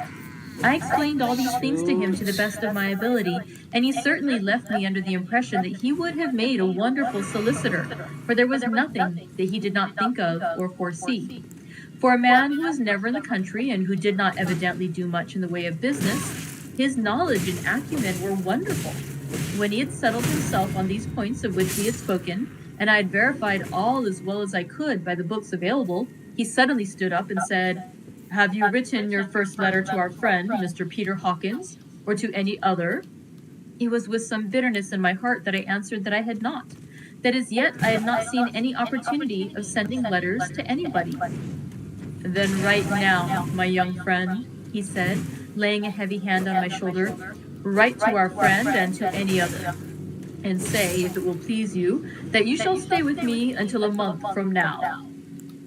Do you wish me to stay so long? I asked, for my heart grew cold at the thought. I desire it much. Nay, I will take no refusal. When your master, employer, what you will, engaged that someone should come on his behalf, it was understood that my needs only were to be consulted. I have not stinted. Is it not so? What could I do but bow acceptance? It was Mr. Hawkins' interest, not mine, and I had to think of him, not myself. And besides, while Count Dracula was speaking, there was that in his eyes and in his bearing which made me remember that I was a prisoner, and that if I wished it, I could have no choice. The Count saw his victory in my bow and his mastery in the trouble of my face, for he began at once to use them, but in his own smooth, resistless way. I pray you, my good young friend, that you will not discourse of things other than business in your letters. It will doubtless please your friends to know that you are well and that you look forward to getting home to them. Is it not so? As he spoke, he handed me 3 sheets of notepaper and 3 envelopes. They were all of the thinnest foreign post, and looking at them, then at him, and noticing his quiet smile with the sharp canine teeth lying over the red underlip, I understood as well as if he had spoken that I should be more careful what I wrote, for he would be able to read it. So I determined to write only formal letters now, but to write fully to Mr. Hawkins in secret and also to Mina, for to her I could write in shorthand, which would puzzle the Count, if he did see it. When I had written my 2 letters, I sat quiet, reading a book, whilst the Count wrote several notes, referring as he wrote them to some books on his table. Then he took up my two and placed them with his own and put by his writing material. After which, the instant the door had closed behind him, I leaned over and looked at the letters, which were face down on the table. I felt no compunction in doing so, for under the circumstances, I felt that I should protect myself in every way I could. One of the letters was directed to Samuel F. Billington, number 7, The Crescent, Whitby. Another to Herr Leutner, Varna. The third was to Coutts and Company, London, and the fourth to Herren Klopstock and Billruth, bankers, Budapest. The second and fourth were unsealed. I was just about to look at them when I saw the door handle move. I sank back in my seat, having just had time to replace the letters as they had been, and to resume my book before the Count, holding still another letter in his hand, entered the room. He took up the letters on the table and stamped them carefully, and then turning to me said, "I trust you will forgive me, but I have much work to do in private this evening. You will, I hope, find all things as you wish." As at the door he turned, and after a moment's pause said, "Let me advise you, my dear young friend, nay, let me warn you with all seriousness, that should you leave these rooms, you will not by any chance go to sleep in any other part of the castle. It is old and has many memories, and there are bad dreams for those who sleep unwisely. Be warned. Should sleep now or ever overcome you, or be like to do, then haste to your own chamber or to these rooms, for your rest will then be safe. But if you be not careful in this respect, then..." He finished his speech in a gruesome way, for he motioned with his hands as if he were washing them. I quite understood. My only doubt was as to whether any dream could be more terrible than the unnatural, horrible net of gloom and mystery which seemed closing around me. Later. I endorse the last words written, but this time there is no doubt in question. I shall not fear to sleep in any place where he is not. I have placed the crucifix over the head of my bed. I imagine that my rest is thus freer from dreams, and there it shall remain. When he left me, I went to my room. After a little while, not hearing any sound, I came out and went up the stone stair to where I could look out towards the south. There was some sense of freedom in the vast expanse, inaccessible though it was to me as compared with the narrow darkness of the courtyard. Looking out on this, I felt that I was indeed in prison, and I seemed to want a breath of fresh air, though it were of the night. I am beginning to feel this nocturnal existence tell on me. It is destroying my nerve. I start at my own shadow and am full of all sorts of horrible imaginings. God knows that there is ground for my terrible fear in this accursed place. I looked out over the beautiful expanse, bathed in soft yellow moonlight till it was almost as light as day. In the soft light, the distant hills became melted, and the shadows in the valleys and gorges of velvety blackness. The mere beauty seemed to cheer me. There was peace and comfort in every breath I drew. As I leaned from the window, my eye was caught by something moving a story below me and somewhat to my left, where I imagined, from the order of the rooms, that the windows of the Count's own room would look out. The window at which I stood was tall and deep, stone-mullioned, and though weather-worn, was still complete. But it was evidently many a day since the case had been there. I drew back behind the stonework and looked carefully out. What I saw was the Count's head coming out from the window. I did not see the face, but I knew the man by the neck and the movement of his back and arms. In any case, I could not mistake the hands, which I had had so many opportunities of studying. I was at first interested and somewhat amused, for it is wonderful how small a matter will interest and amuse a man when he is a prisoner. But my very feelings changed to repulsion and terror when I saw the whole man slowly emerge from the window and begin to crawl down the castle wall over the dreadful abyss, face down, with his cloak spreading out around him like great wings. At first I could not believe my eyes. I thought it was some trick of the moonlight, some weird effect of shadow. But I kept looking, and it could be no delusion. I saw the fingers and toes grasp the corners of the stones, worn clear of the mortar by the stress of years, and by thus using every projection and inequality, move downwards with considerable speed, just as a lizard moves along a wall. What manner of man is this? Or what manner of creature is it in the semblance of man? I feel the dread of this horrible place overpowering me. I am in fear, in awful fear, and there is no escape for me. I am encompassed about with terrors that I dare not think of.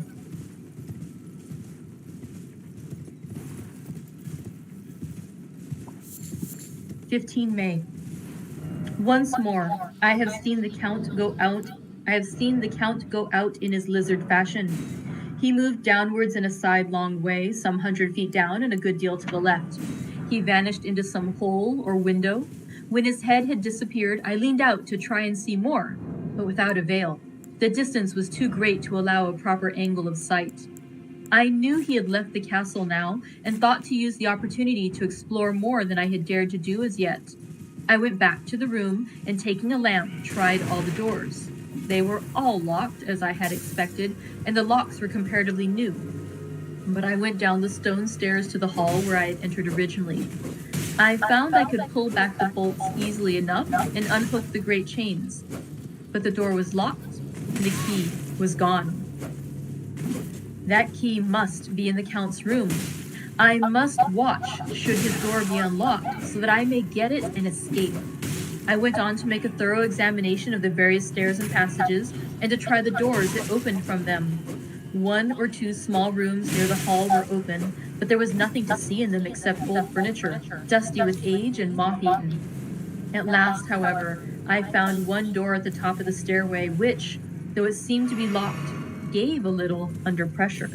I tried it harder and found that it was not really locked, but that the resistance came from the fact that the hinges had fallen somewhat and the heavy door rested on the floor. Here was an opportunity which I might not have again, so I exerted myself and with many efforts forced it back so that I could enter. I was now in a wing of the castle further to the right than the rooms I knew and a story lower down. From the windows I could see that the suite of rooms lay along to the south of the castle, the windows of the end room looking out both west and south.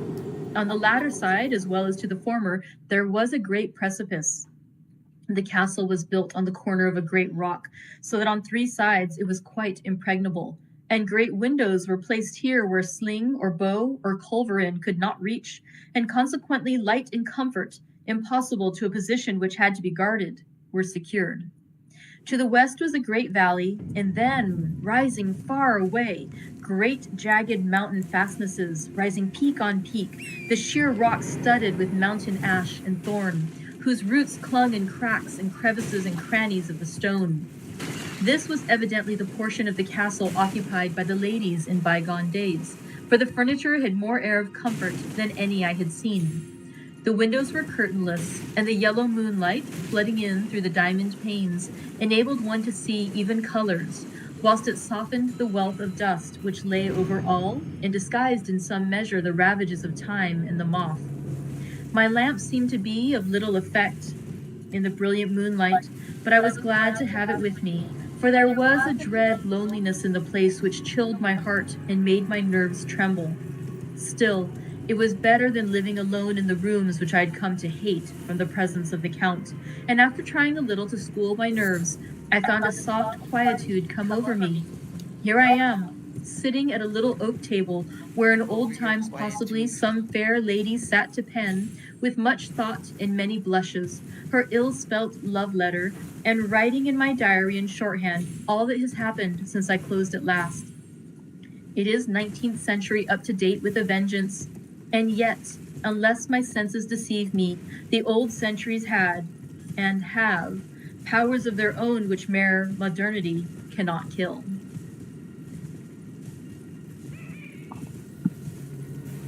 Later, the morning of 16 May. God preserve my sanity, for to this I am reduced. Safety and the assurance of safety are things of the past.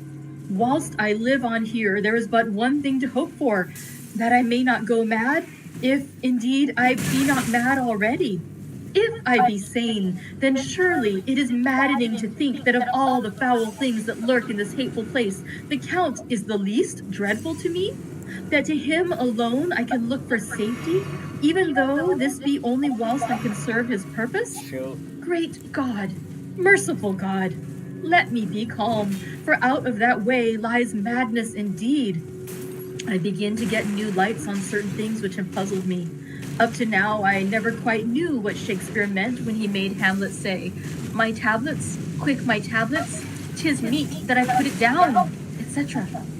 For now, feeling as though my own brain were unhinged, or as if the shock had come which must end in its undoing, I turned to my diary for repose. The habit of entering accurately must help to soothe me. The Count's mysterious warning frightened me at the time. So it frightens me more now when I think of it, for in the good. future he has a fearful hold upon me. I shall fear to doubt what ye may say. When I had written in my diary and had fortunately replaced the book and pen in my pocket, I felt sleepy. The Count's warning came into my mind, but I took a pleasure in disobeying it. The sense of sleep was upon me, and with it the obstinacy which sleep brings as outrider. The soft moonlight soothed, and the wide expanse without gave a sense of freedom which refreshed me. I determined not to return tonight to the gloom-haunted rooms, but to sleep here, where of old ladies had sat and sung and lived sweet lives, whilst their gentle breasts were sad for their menfolk away in the midst of remorseless wars. I drew a great couch out of its place near the corner, so that as I lay, I could look at the lovely view to east and south, and unthinking of and uncaring for the dust, composed myself for sleep. I suppose I must have fallen asleep. I hope so. But I fear, for all that followed was startlingly real, so real, that now, sitting here in the broad, full sunlight of the morning, I cannot in the least believe that it was all sleep.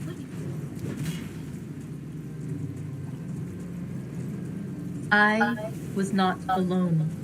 The room was the same, unchanged in any way since I came into it. I could see along the floor in the brilliant moonlight my own footsteps marked where I had disturbed the long accumulation of dust. In the moonlight opposite me were 3 young women, ladies by their dress and manner. I thought at the time that I must be dreaming when I saw them, for, though the moonlight was behind them, they threw no shadow on the floor. They came close to me and looked at me for some time, and then whispered together. 2 were dark and had high aquiline noses, like the Count, and great dark piercing eyes that seemed to be almost red when contrasted with the pale yellow moon. The other was fair as can be, with great wavy masses of golden hair and eyes like pale sapphires. I seemed somehow to know her face, and to know it in connection with some dreamy fear, but I could not recollect at the moment how or where. All 3 had brilliant white teeth that shone like pearls against the ruby of their voluptuous lips. There was something about them that made me uneasy, some longing, and at the same time, some deadly fear.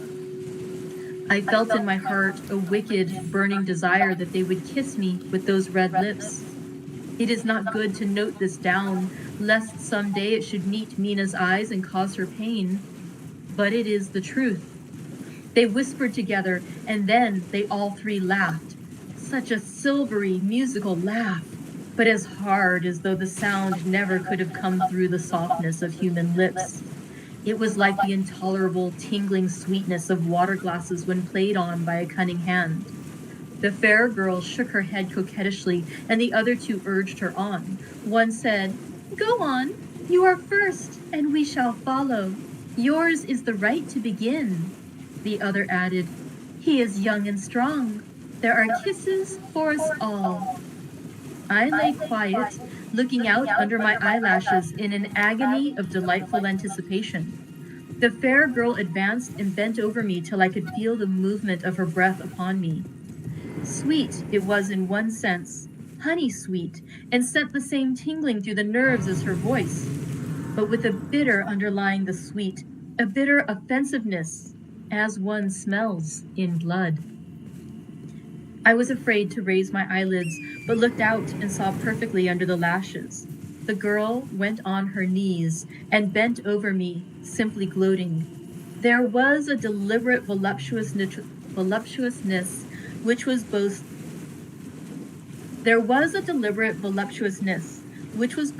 thrilling and repulsive, and as she arched her neck, she actually licked her lips like an animal, till I could see in the moonlight the moisture shining on the scarlet lips and on the red tongue as it lapped the sharp white teeth. Lower and lower went her head as the lips went below the range of my mouth and chin and seemed to fasten on my throat. Then she paused, and I could hear the churning sound of her tongue as it licked her teeth and lips, and I could feel the hot breath on my neck. Then the skin of my throat began to tingle as one's flesh does when the hand that is to tickle it approaches nearer, nearer. I could feel the soft, shivering touch of the lips on the super sensitive skin of my throat, and the hard dents of two sharp teeth just touching and pausing there. I closed my eyes in languorous ecstasy and waited with beating heart. But at that instant, another sensation swept through me as quick as lightning. I was conscious of the presence of the Count and of his being as if lapped in a storm of fury. As my eyes opened involuntarily, I saw his strong hand grasp the slender neck of the fair woman and with giant's power draw it back.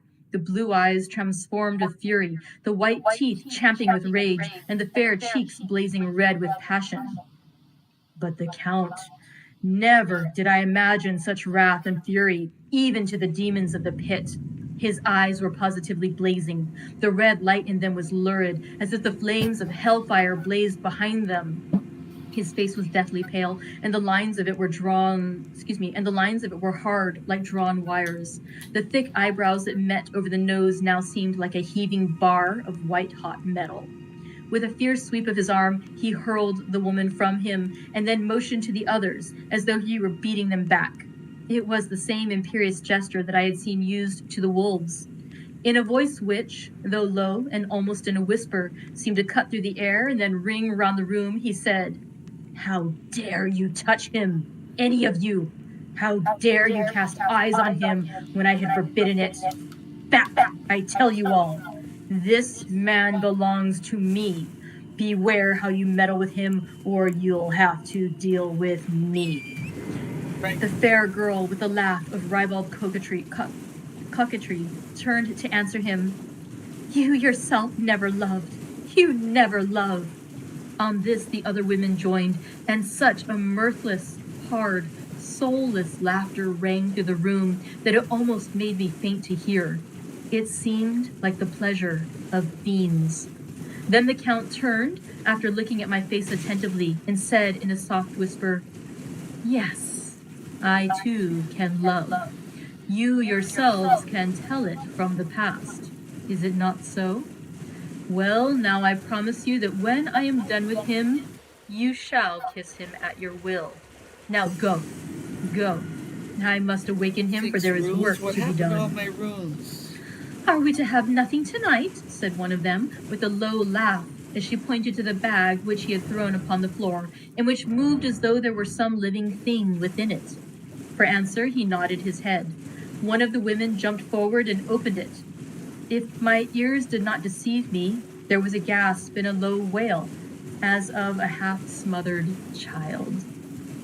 The women closed round, whilst I was aghast with horror, but as I looked, they disappeared, and with them the dreadful bag. There was no door near them, and they could not have passed me without my noticing. They simply seemed to fade into the rays of the moonlight and pass out through the window, for I could see outside the dim, shadowy forms for a moment before they entirely faded away. Then the horror overcame me, and I sank down, unconscious. And that concludes Chapter 3 of Jonathan Harker's journal. Things are getting a little weirder in Castle Dracula. We'll learn more. We'll talk a bit about it tomorrow, and we'll go on to our next chapter, which will conclude the section of Jonathan Harker's journal. Thank you very much for joining me today. Today was rather a nicely spooky day. Okay, we'll talk about it more tomorrow. Thank you very much. I hope you had a great day and that it will continue to be a wonderful day for you. Bye.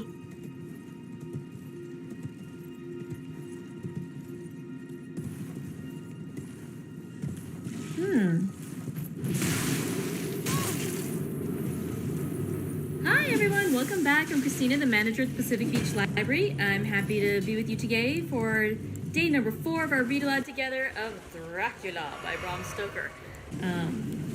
It's a lovely book. So I thought we'd start out by discussing what happened yesterday. The reason I'm putting off tea is because, I got distracted by rereading over yesterday's chapter, and I forgot to pour the hot water onto my tea, so it is currently still steeping. Today's tea is a green tea with some cranberry flavor. Again, whatever that means. Hello, Helen, good to see you. So I thought we'd start by reviewing a little bit of what happened in yesterday's chapter. Then we'll pour out our tea. Then we'll conclude with chapter 4, the 4th segment of Jonathan Harker's journal.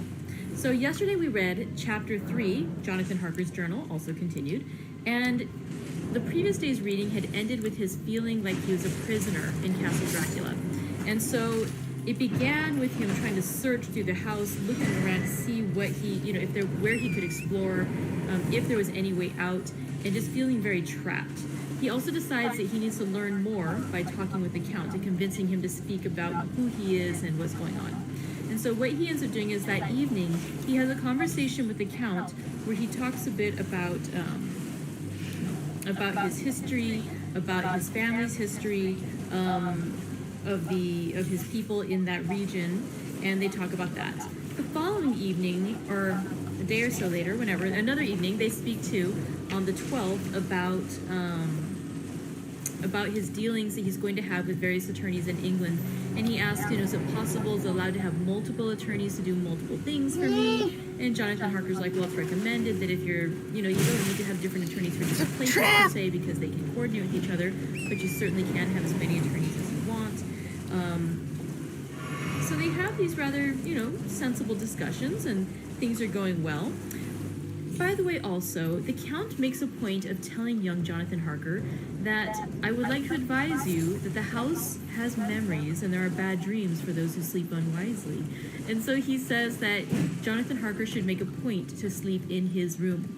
And he says, should you feel sleepy or something ever overcome you, then hasten back to your own chamber or to these rooms, the library, so that, you can rest easy. Do not sleep elsewhere in the house. And he's very clear about that. Of course, we know that Jonathan Harker is going to ignore that. Let's see. Also, the next day, Jonathan Harker writes that he sees the Count behaving in a very odd manner. And specifically, he sees him climbing down a wall of the castle, exiting the castle by climbing down the exterior wall. And indeed, he's not just climbing like how we might climb, like say you were exiting down a wall, or climbing down something like how you might climb down a ladder with your hands on top and your feet below. Instead, he was the other direction with his head down and his feet above him. And I just want to show you a picture of the 1916 edition of Dracula, which has a picture illustrating this scene. So showing Dracula climbing face down the wall, and magically his coat not falling down with the force of gravity to land on his face either. So that's just an interesting illustration. So Jonathan Harker is disturbed very much by why Dracula is doing this and how he's doing this. And he describes it as exiting as a lizard moves along the wall. And the next day, or on the 15th, he notes again that he has seen the Count once more climbing out in such lizard-like fashion. Later on, that evening though, or that day, Jonathan Harker decides to explore the house. He finally comes across a door that is not locked, but just appears to be stuck from disuse. So he pushes it open and he goes inside. And he decides that it looks sort of like a ladies' waiting room. And so even though he hears the Count's voice in his head reminding him that he's been advised not to sleep elsewhere in the house, he feels tired. And it's funny too, he even says that it's a little bit like the, how did he say it? He was like the little crankiness that comes with being sleepy, is I think how he said it. Yeah. There we go. The sense of sleep was upon me, and with it the obstinacy which sleep brings as outrider. I love that line. I am very much one of those people as I'm falling asleep on the couch and I'm asked, hey, you look like you're tired, you should go to sleep. I'm like, no, I'm fine. And then I immediately fall back asleep on the couch. I related to that line when Jonathan Harker said that. But yeah, so he feels sleep coming upon him. He knows he's been advised not to sleep outside his room. He decides not to sleep outside of my room. And so he decides to rest there in that little room that he's found where he had to push the door open. When he awakens, he realizes that he is not alone. And in fact, he is joined by 3 mysterious women, 2 of them with dark hair like the Count himself, 1 with fair hair. And the 3 of them, of course, have bright red lips and very sharp white teeth. So they talk about how they each should have a chance to kiss him. And one of them even approaches him, lowers her mouth to his neck, and rather than kissing him, he feels the sharp white teeth pressing against his skin. And just before anything happens, anything more, he's waiting. He's just waiting there for something to happen. Suddenly, boom, Dracula's in the room. He pulls the woman away, and he tells her that, how dare you do this, that he belongs to me, and I'll give you something else in here. And he gives them a bag with something in it. And the something appears to Jonathan Harker to perhaps be a human child. It's not verified, but he believes it might have been a human child. And so Jonathan Harker finally is, again, he's still kind of playing possum almost in the bed, like not quite awake, not quite, but still he's observing what's around him, but he's sort of pretending to be asleep and a little bit confused by everything. And then it appears to him that the 3 women fade away and disappear with the bag of whatever was in there. And then the horror overcomes him and he sinks down into unconsciousness. So, mysterious things happening in Castle Dracula with Jonathan Harker. Now, hopefully, our tea has had a chance to steep. Let's see how it is. Oh, that's nice. That looks good. So yeah, this, like I said, is a green tea with a little bit of cranberry flavor. Smells good.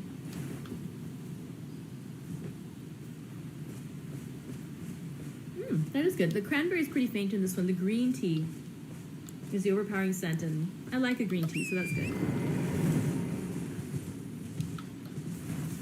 Okay, so let's go ahead and read Chapter 4 of Jonathan Harker's journal. And as I mentioned earlier, today's reading will wrap up this first section of Jonathan Harker's journal. Tomorrow we'll get to hear another voice. Oh, one more thing I should mention too. In a lot of these chapters, there's multiple days. I'm gonna die from poison. What I'd like to do too is I've been pausing before I introduce each new day. I'm also just gonna do a quick gesture just to indicate that we're changing to a new day. So in case anybody's looking up and not just, walking around the house doing chores, whatever thing while I'm reading. If you do happen to see that gesture, that's indicating it's a break between another entry into the journal.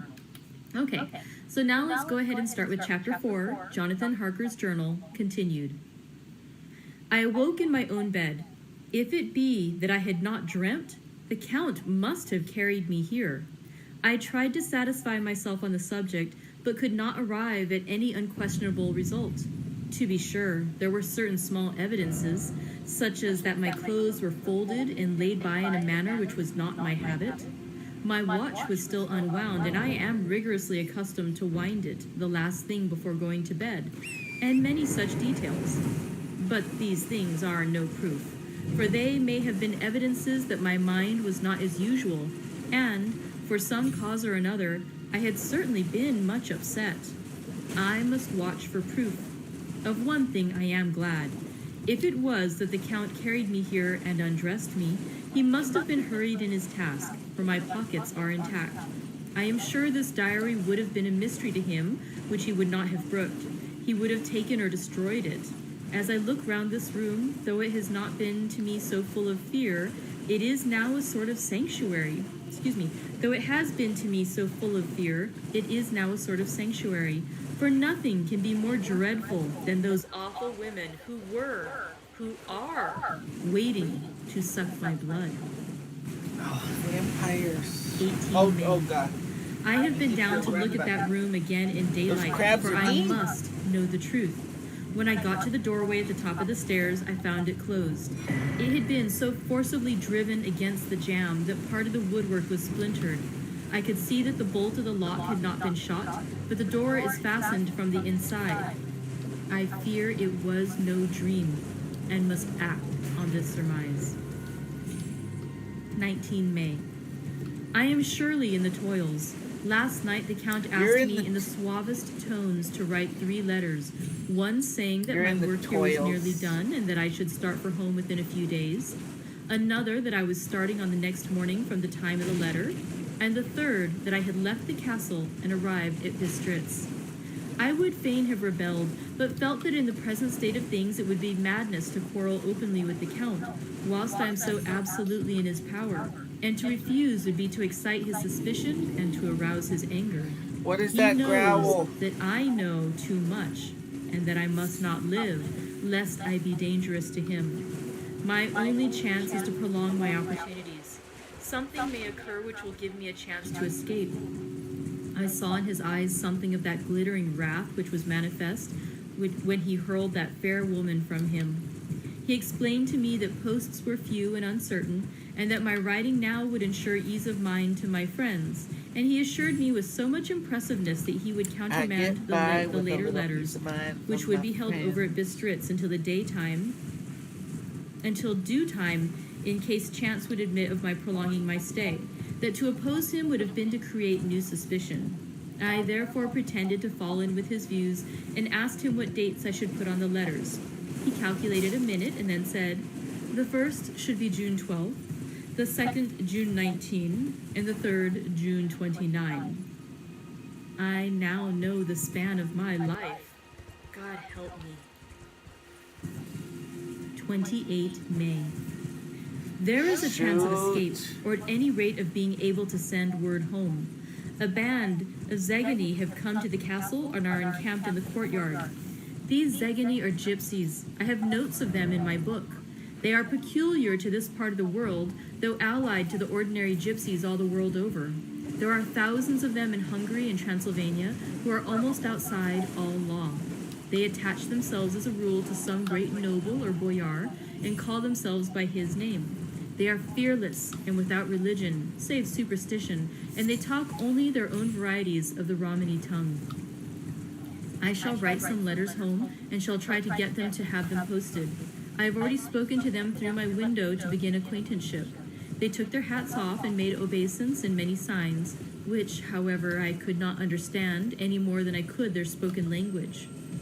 I have written the letters. Mina's is in shorthand, and I simply ask Mr. Hawkins to communicate with her.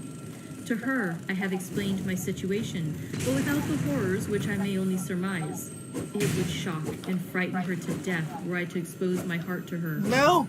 Should the letters not No! carry, then the Count shall not know my Come secret back! or the extent of my knowledge. I have given the letters. I threw them through the bars of my window with a gold piece and made what signs I could to have them posted. The man who took them pressed them to his heart and bowed, and then put them in his cap. Hug. I could do no more. I stole back to the study and began to read. As the Count did not come in, I have written here. The Count has come. He sat down beside me and said in his smoothest voice as he opened 2 letters, the Segani has given me these, of which, though I know not whence they come, I shall, of course, take care. See? He must have looked at it. One is from you, and to my friend Peter Hawkins. The other... Here he caught sight of the strange symbols as he opened the envelope, and the dark look came into his face, and his eyes blazed wickedly.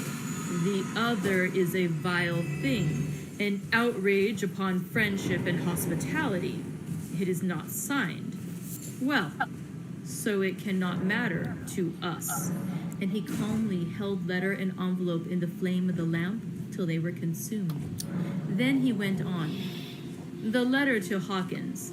That I shall, of course, send on, since it is yours. Your letters are sacred to me. Your pardon, my friend, that unknowingly I did break the seal. Will you not cover it again? He held out the letter to me, and with a courteous bow handed me a clean envelope. I could only redirect it and hand it to him in silence. When he went out of the room, I could hear the key turn softly. A minute later, I went over and tried it, and the door was locked. When, an hour or two later, the Count came quietly into the room, his coming awakened me, for I had gone to sleep on the sofa. He was very courteous and very cheery in his manner, and seeing that I had been sleeping, he said, "So, my friend, you are tired. Get to bed. There is the surest I hold rest. 0 I may not rooms. have the pleasure to talk tonight, since there are many labors to me, but you will sleep, I pray." Your mom I holds passed to my 0 room and went to bed, rooms. and, strange to say, slept without dreaming. Despair had its own calms. 31 May. This morning when I woke, I thought I would provide myself with some papers and envelopes from my bag and keep them in my pocket, so that I might write in case I should get an opportunity. But again, a surprise. Again, a shock. Every scrap of paper was gone, and with it all my notes, my memoranda relating to railways and travel, my letter of credit, in fact, all that might be useful to me were I once outside the castle. I sat and pondered a while, and then some thought occurred to me, and I made search of my portmanteau and in the wardrobe where I had placed my clothes. The suit in which I had traveled was gone, and also my overcoat and rug. I could find no trace of them anywhere. This looked like some new scheme of villainy. 17 June. This morning, as I was sitting on the edge of my bed, cudgeling my brains, I heard without a crackling of whips and pounding, and a crackling of whips and pounding and scraping of horses' feet off the rocky path beyond the courtyard. With joy, I hurried to the window and saw drive into the yard 2 great lighter wagons, each drawn by 8 steady horses, and at the head of each pair a Slovak, with his wide hat, great nail-studded belt, dirty sheepskin, and high boots. They had also their long staves in hand. I ran to the door, intending to descend and try and join them through the main hall, as I thought that way might be opened for them. Again, a shock. My door was fastened on the outside.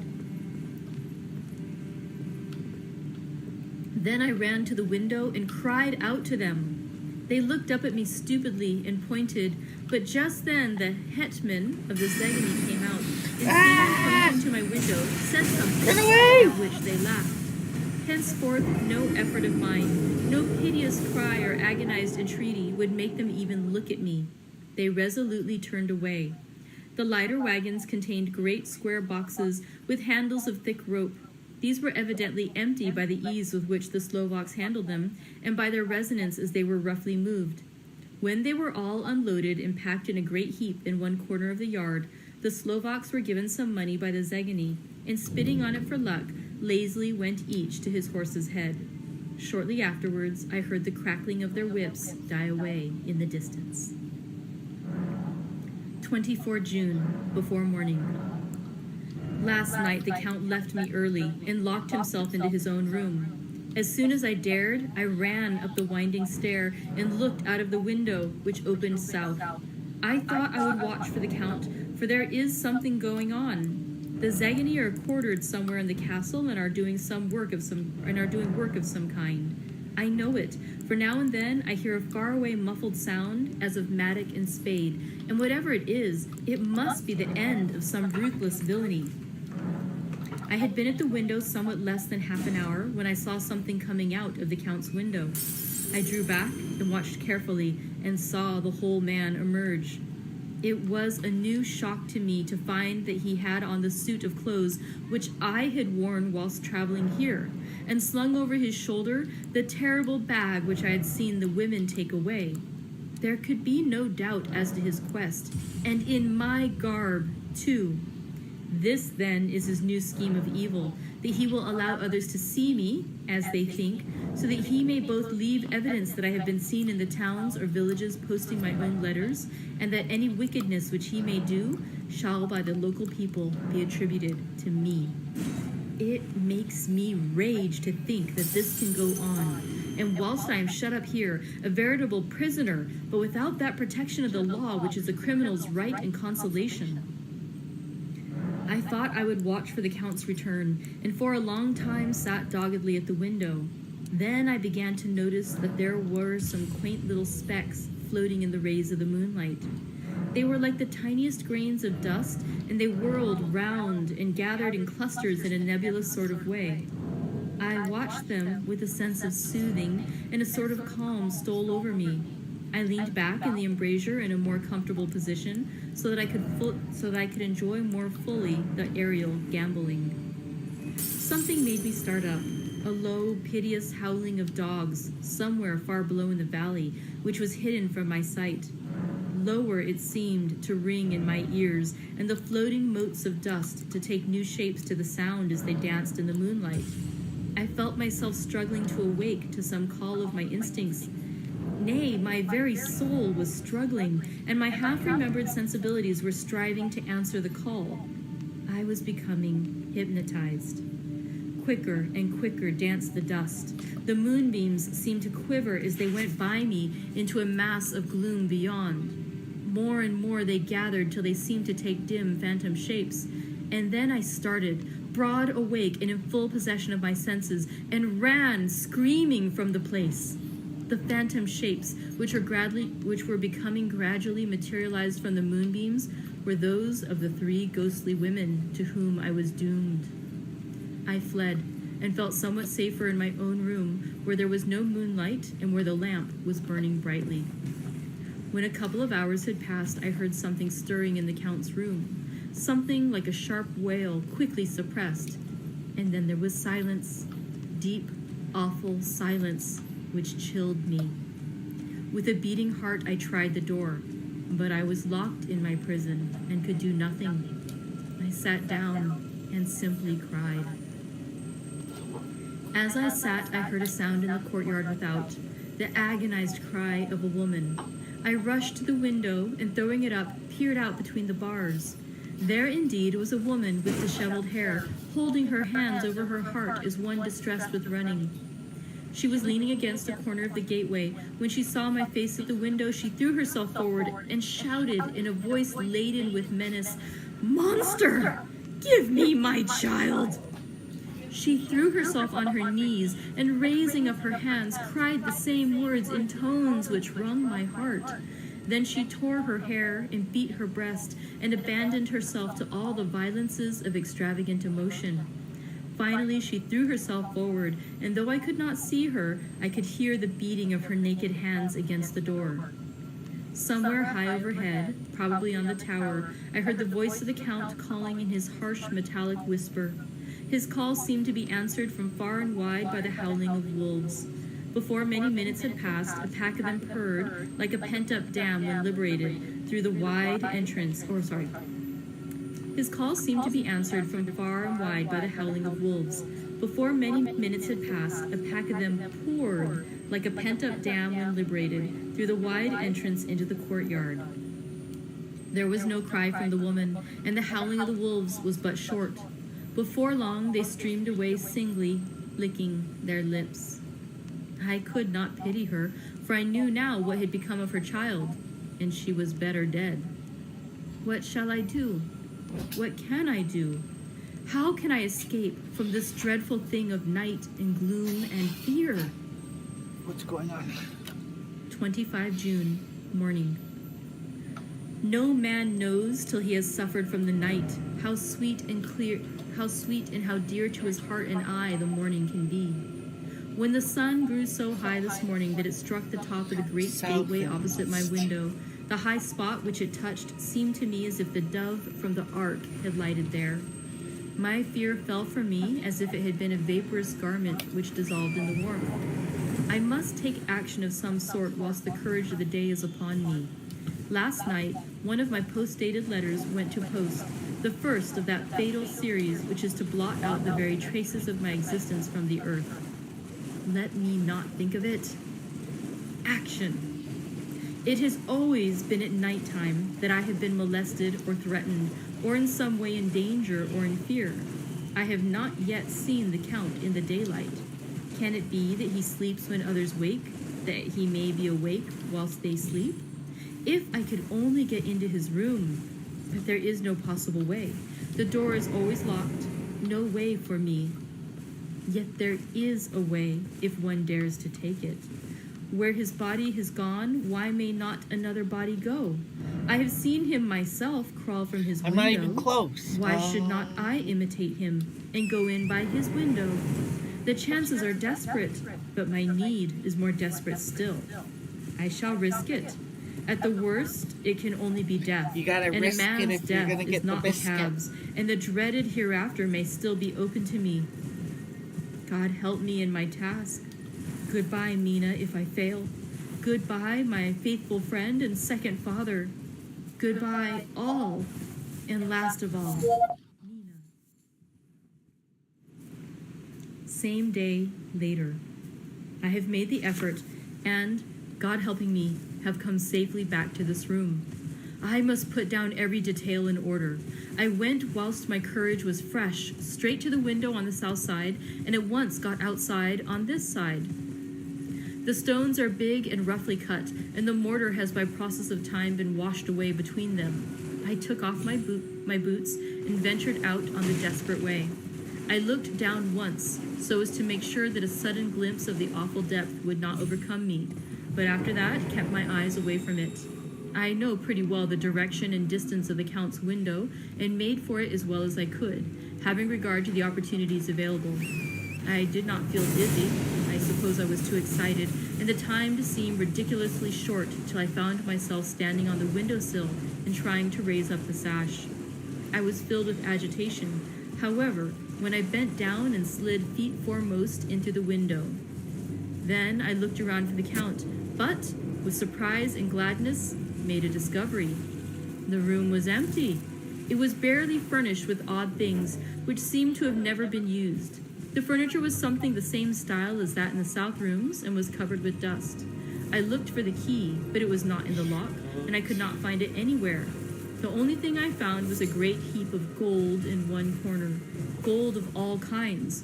Roman and British and Austrian and Hungarian and Greek and Turkish money, covered with a film of dust as though it had laid long in the ground. None of it that I noticed was less than 300 years old. There were also chains and ornaments, some jeweled, but all of them old and stained. At one corner of the room was a heavy door. I tried it, for since I could not find the key of the room or the key of the outer door, which was the main object of my search, I must make further examination, or all my efforts would be in vain. It was open and led through a stone passage to a circular stairway, which went steeply down. I descended, minding carefully where I went, for the stairs were dark, being only lit by loopholes in the heavy masonry. At the bottom there was a dark tunnel-like passage through which came a deathly, sickly odor, the odor of old earth newly turned. As I went through the passage, the smell grew closer and heavier. At last, I pulled open a heavy door which stood ajar, and found myself in an old ruined chapel, which had evidently been used as a graveyard. The roof was broken, and in two places were steps leading to vaults, but the ground had recently been dug over, and the earth placed I in got my great butt wooden kicked boxes, in this cave. manifestly those which had been brought by the Slovaks. Is that where There was nothing that about, might be and I where made my- a search over every inch of the ground so as not to lose Try a one more chance. I went down even into the vaults where the dim light struggled, although to do so was a dread to my very soul. Into two of these I went, but saw nothing except fragments of old coffins and piles of dust. In the third, however, I made a discovery. There, in one of the great boxes, of which there were 50 in all, on a pile of newly dug earth, lay the Count. He was either dead or asleep. I could not say which, for the eyes were open and stony, but without the glassiness of death, and the cheeks had the warmth of life through all their pallor. The lips were as red as ever, but there was no sign of movement, no pulse, no breath, no beating of the heart. I bent over him and tried to find any sign of life, but in vain. He could not have lain there long, for the earthy smell I got would have passed discouraged away in a because few there's so hours. many By the side of the box was its cover, pierced with sorcerers, holes here and there. so many missiles. I thought he might have the keys on him, but when I went to search, I saw the dead eyes, and in them, dead though they were, such a look of hate though unconscious of me or my presence, that I fled from the place, and leaving the Count's room by the window, crawled again up the castle wall. Regaining my room, I threw myself panting upon the bed and tried to think.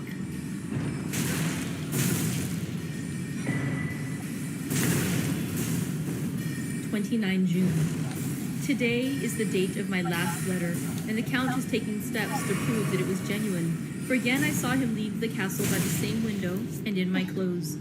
As he went down the wall, lizard fashion, I wished I had a gun or some lethal weapon that I might destroy him. But I fear that no weapon wrought alone by man's hand would have any effect on him. I dared not wait to see him return, for I feared to see those weird sisters. Those I guys came back are to the too library vicious. and read there till I fell asleep. I was awakened by the Count, who looked at me as grimly as a man could look as he said, "Tomorrow, my friend, we must part. You return to your beautiful England, I to some work which may have such an end that we may never meet. Your letter home has been dispatched. Tomorrow I shall not be here, but all shall be ready for your journey. In the morning come the Sagani, who have some labors of their own here, and also come some Slovaks. When they have gone, my carriage shall come for you, and shall bear you to the Borgo Pass to meet the diligence from Bukovina to Bistritz. But I am in hopes that I shall see more of you at Castle Dracula." I suspected him and determined to test his sincerity. Sincerity. It seems like a profanation of the word to write it in connection with such a monster, so I asked him point blank, "Why may I not go tonight?" "Because, dear sir, my coachman and horses are away on a mission." "But I would walk with pleasure. I want to get away at once." He smiled, such a soft, smooth, diabolical smile that I knew there was some trick behind his smoothness. He said, "And your baggage?" "I do not care about it. I can send for it some other time."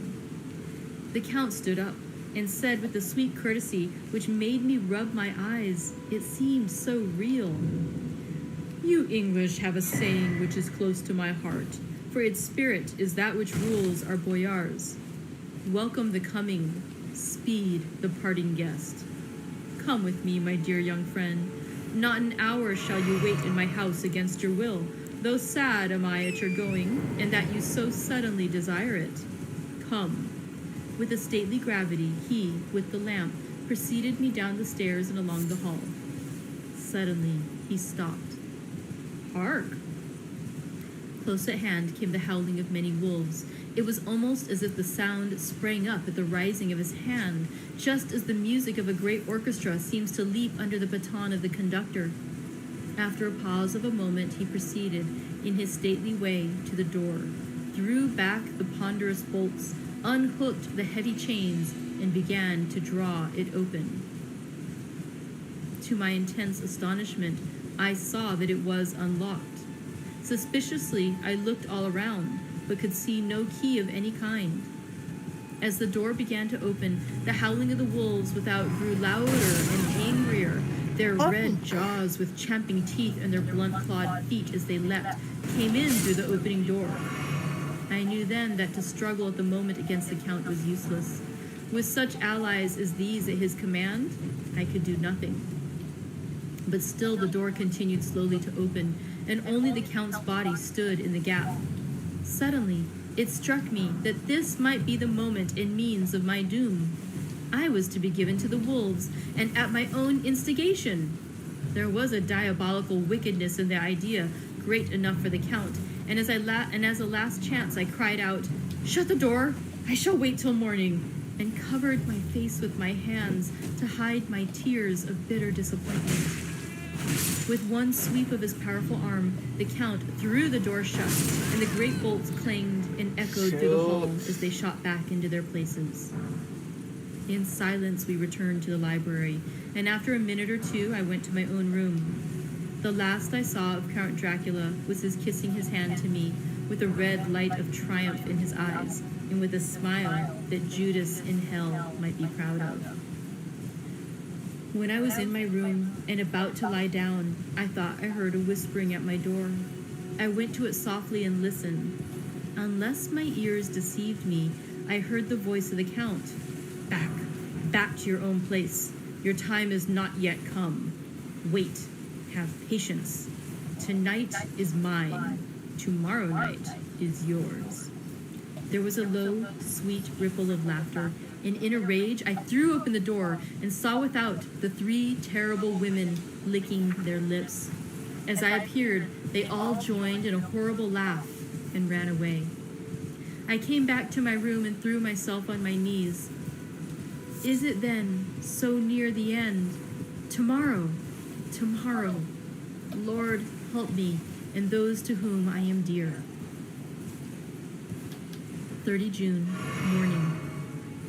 These may be the last words I ever write in this diary. I slept till just before the dawn, and when I woke, threw myself on my knees, for I determined that if death came, he should find me ready. At last I felt the subtle change in the air and knew that the morning had come. Then came the welcome cockcrow, and I felt that I was safe. With a glad heart, I opened the door and ran down to the hall. I had seen that the door was unlocked, and now escape was before me. With hands that trembled with eagerness, I unhooked the chains and drew back the massive bolts. But the door would not move. Despair seized me. I pulled and pulled at the door and shook it till, massive as it was, it rattled in its casement. I could see the bolt shot. It had been locked after I left the Count. Then a wild desire took me to obtain the key at any risk, and I determined then and there to scale the wall again and gain the Count's room. He might kill me, but death now seemed the happier choice of evils. Without a pause, I rushed up to the east window and scrambled down the wall, as before, into the Count's room. It was empty, but that was as I expected. I could not see a key anywhere, but the heap of gold remained. I went through the door in the corner and down the winding stair and along the dark passage to the old chapel. I knew now well enough where to find the monster I sought.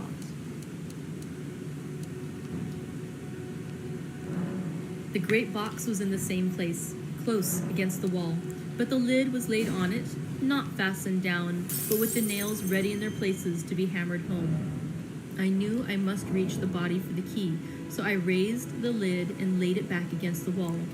And then I saw something which filled my very soul with horror. There lay the Count, but looking as if his youth had been half renewed, for the white hair and mustache were changed to dark iron gray. The cheeks were fuller, and the white skin seemed ruby red underneath. The mouth was redder than ever, for on the lips were gouts of fresh blood, which trickled from the corners of the mouth and ran over the chin and neck. Even the deep, burning eyes seemed set amongst swollen flesh, for the lids and pouches underneath were bloated. It seemed as if the whole awful creature were simply gorged with blood. He lay like a filthy leech, exhausted with his repletion. I shuddered as I bent over to touch him, and every sense in me revolted at the contact. But I had to search, or I was lost. The coming night might see my own body a banquet in a similar way to those horrid 3. I felt all over the body, but no sign could I find of the key. Then I stopped and looked at the Count. There was a mocking smile on the bloated face which seemed to drive me mad. This was the being I was helping to transfer to London, where perhaps, for centuries to come, he might, amongst its teeming millions, satiate his lust for blood and create a new and ever-widening circle of semi-demons to batten on the helpless. The very thought drove me mad. A terrible desire came upon me to rid the world of such a monster. There was no lethal weapon at hand, but I seized a shovel which the workmen had been using to fill the cases, and lifting it high, struck with the edge downward at the hateful face. But as I did so, the head turned, and the eyes fell upon me with all their blaze of basilisk horror. The sight seemed to paralyze me, and the shovel turned in my hand and glanced from the face, merely making a deep gash above the forehead. The shovel fell from my hand across the box, and as I pulled it away, the flange of the blade caught the edge of the lid, which fell over again and hid the horrid thing from my sight.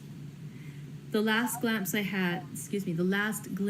had was of the bloated face, blood-stained and fixed with a grin of malice which would have held its own in the nethermost hell. I thought and thought what should be my next move, but my brain seemed on fire, and I waited with a despairing feeling growing over me. As I waited, I heard in the distance a gypsy song sung by merry voices coming closer, and through their song the rolling of heavy wheels and the cracking of whips. The Zegany and the Slovaks of whom the Count had spoken were coming. With a last look around and at the box which contained the vile body, I ran from the place and gained the Count's room, determined to rush out at the moment the door should be opened. With strained ears I listened and heard downstairs the grinding of the key in the great lock and the falling back of the heavy door. There must have been some other means of entry, or someone had a key for one of the locked doors.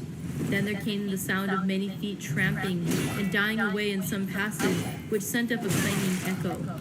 I turned to run down again towards the vault, where I might find the new entrance.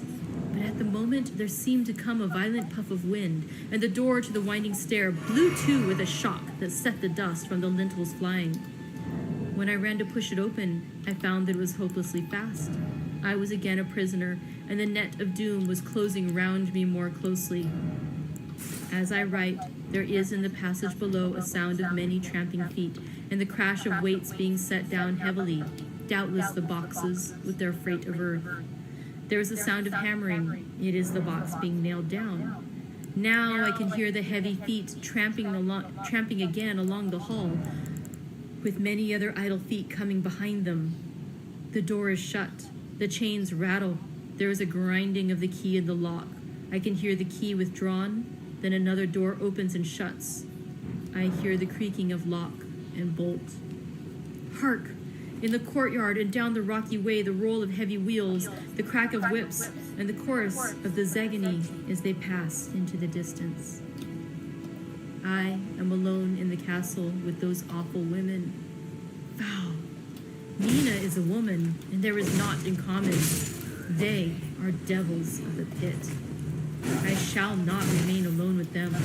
I shall try to scale the castle wall farther than I have yet attempted. I shall take some of the gold with me, lest I want it later. I may find a way from this dreadful place. And then, away for home, away to the quickest and nearest train, away from the cursed spot, from this cursed land, where the devil and his children still walk with earthly feet. At least God's mercy is better than that of these monsters, and the precipice is steep and high. At its foot, a man may sleep as a man. Goodbye, all. Mina. And that concludes Jonathan Harker's journal entry. I love chapter Tomorrow 5, 6, and 7. Let's Let's see where this If goes. we learn whether Jonathan Harker, or I wonder which point we'll learn if Jonathan Harker's attempt to escape from Castle Dracula was successful or not. We'll find out eventually. I actually haven't read beyond where we're at now, so I really don't know if he's going to make it out alive or not. We'll see. We'll see what happens next. So thank you very much for joining me today. I look forward to joining you tomorrow for more of Dracula by Bram Stoker. Thank you very much. Bye. No! Hey friends, I can't tell if this is going live or not. I'm going to assume it is. This is not my best technical day. However, I think we just went live. Okay, so hi, I'm Christina, the manager at the Pacific Beach Library. We are reading day 5 of Dracula, and of course, this is a very spooky story about crazy and supernatural kind of things, which could perhaps explain why. Could the vampires have something to do with why I had my phone short out on me twice today and we had to go to a whole nother different kind of technology? Perhaps. Let's blame the vampires. So, again, if you were with me for the earlier 2 attempts, I do apologize. I don't know what's going on. Again, we'll try to fix it and get it better by next week. But in the meantime, we'll continue with our story. And thank you again for bearing with me. So, to recap, for those who have, in case you haven't already seen this twice, I apologize if you have. Hi, I'm Christina. We're about to read chapter 5 of Dracula. Today I'm drinking a Darjeeling tea. It came from the Shakespeare tea shop on India Street. It's lovely. Okay. And I do want to sip because it really is lovely. Yummy. I hope that we don't lose our connection yet again, but if we do, it's not a terrible thing, I guess. I get to have a nice sip of tea each time to start out. So, one more time. Today we are going to read chapter 5, but before that, let's discuss a little bit about chapter 4. Chapter 4 covers about a month and a half of action. It is Jonathan Harker's journal entries written in shorthand, which doesn't sound like a new thing to us because shorthand is not a very commonly used type of script nowadays. But at the time that this book was published in 1897, shorthand was a relatively new invention. And so the idea is that Jonathan Harker is able to write these notes about what's happening in Castle Dracula, and you can pretty safely assume that Count Dracula, even if you were to go through his things, is not going to be able to read it. And so that's why he can be pretty forthright in his journals about what's there. By the way, I saw a note from Adrienne that shows my phone is okay. I do too, although if it's not, maybe it's an excuse to buy a new phone. It's not a terrible thing. Let's see. Okay, so chapter 4 starts out with Jonathan Harker waking up alone in his bed. The Count Dracula has brought him up to his bedroom and undressed him. Again, these are kind of the there's some interesting elements to the book too. It is interesting. I was actually just doing a video about this book for Banned Book Week, and because next week is the week where libraries celebrate everyone's freedom to read and making their own decisions about what books are good books, what books are not books that they agree with, or that they find to be of literary merit, or that can form their own opinions, their learned opinions based on being able to have the opportunity to read something for themselves and make up their own minds. And so Dracula is really interesting. Even though Dracula was published in 1897, there was actually a challenge made against the book in 1994. So 97 years after publication, the book was taken off of a reading list for schools in Texas. And part of it was because some of this sort of sexual imagery. And I think that in chapter 3 is where we get some of that, especially too, with those women who are with Jonathan Harker. And then again here too, where the Count is undressing him. So it doesn't say that anything too untoward is happening, other than blood sucking perhaps. But there's that perhaps could be some of the controversy around Dracula, which again I kind of think pales next to the whole blood sucking thing. But to each their own. Everyone makes their own decisions about books, and that is the freedom to read. Let's see. So in this chapter 4. He starts out and he acknowledges at the end of the first journal entry that even though he's been afraid to be in the room where he is staying at Castle Dracula, he now feels it to be so much safer and indeed a sanctuary compared to where he was with the 3 mysterious women who he describes as waiting to suck my blood. So he now is convinced that these women, who again he might have at first viewed in a sexual light, are now a menace to his safety. As the chapter goes on, there's some bits about how the Count had Jonathan Harker write some letters that were post-dated.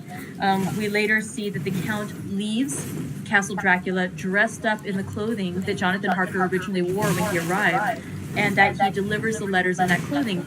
And the idea that Jonathan Harker has is that the Count is trying to make it look that Jonathan Harker is still out and about, that he is himself delivering his own letters. And then also, if Count Dracula is abducting more children or killing people or whatever it was that, whatever evil he is doing in the towns, by wearing the clothing of Jonathan Harker, he might be passing suspicion onto Jonathan instead of onto himself. And so that is happening in the chapter. Also, too, there's a bit in there where some workmen deliver boxes, some crates to the castle, and it doesn't directly say what it is they're doing. They seem to be doing something with dirt. They're shoveling things. Then later on, there are some sekeli, I think they were called. The gypsies, they come by and Jonathan Harker tries to bribe them to take one of his letters, but they actually end up turning the letters back over to the Count. So the Count knows now that Jonathan Harker was trying to communicate with the outside world, is not pleased. There were 50 boxes. Eventually Jonathan Harker decides he cannot stand being a prisoner in this way anymore, and he decides to investigate. Because so many of the doors in the castle are locked, he decides the best way to investigate to get into the Count's room, because in the daylight the Count never comes out, so he assumes he's in his room resting. Jonathan Harker decides that he too will climb like a lizard along the outside walls of the castle. So he climbs outside from his room up to the room of Count Dracula, and he goes inside. He goes down some steps, and eventually he finds the 50 boxes filled with earth, filled with sand or dirt, and in one of them there is the Count Dracula is lying, and he seems to be not dead but not quite fully alive, and it's in a weird state. Eventually in the chapter, Count Dracula says he will be leaving soon, and he will arrange for passage for Jonathan Harker on the following day. But Jonathan Harker is concerned that it's not true, because when he listens outside of his door, he thinks he hears Count Dracula telling the women that tonight is mine, but tomorrow night is yours, and basically that they can have Jonathan Harker after the Count leaves. And so Jonathan Harker, when he wakes up on the morning of the 30th, he's petrified. He's convinced that this is his last day. And what he does is he gets back, he tries to, excuse me. He climbs again to the room of Count Dracula, and when he goes there, he tries to kill him. But then the Count seems to somehow stop him, to compel him not to, and he is frightened and he runs away. When he runs away, the door locks behind, and he is unable to get back down to the Count. Then the workmen come, they take away the boxes, they take away the box, including the one that contained Count Dracula, and he is locked, and he's left alone. And he is afraid of being alone with those women, and he's thinking there has to be some way. I think I can get out of here. I'm going to try one more time. I'm going to take some of the gold that I found in Count Dracula's room, and I'm going to do my best to escape, and to die in the attempt would be better than to stay here. And so where his journal entry ends, we don't know what's going to happen next, because Jonathan Harker is going to do his best to escape. All right, now we get to start chapter 5. Thank you again for bearing with me through all of our technical difficulties today. Today is chapter 5. It is entitled Letter from Miss Mina Murray to Miss Lucy Westenra. And again, where we left off in the narrative was on June the 30th.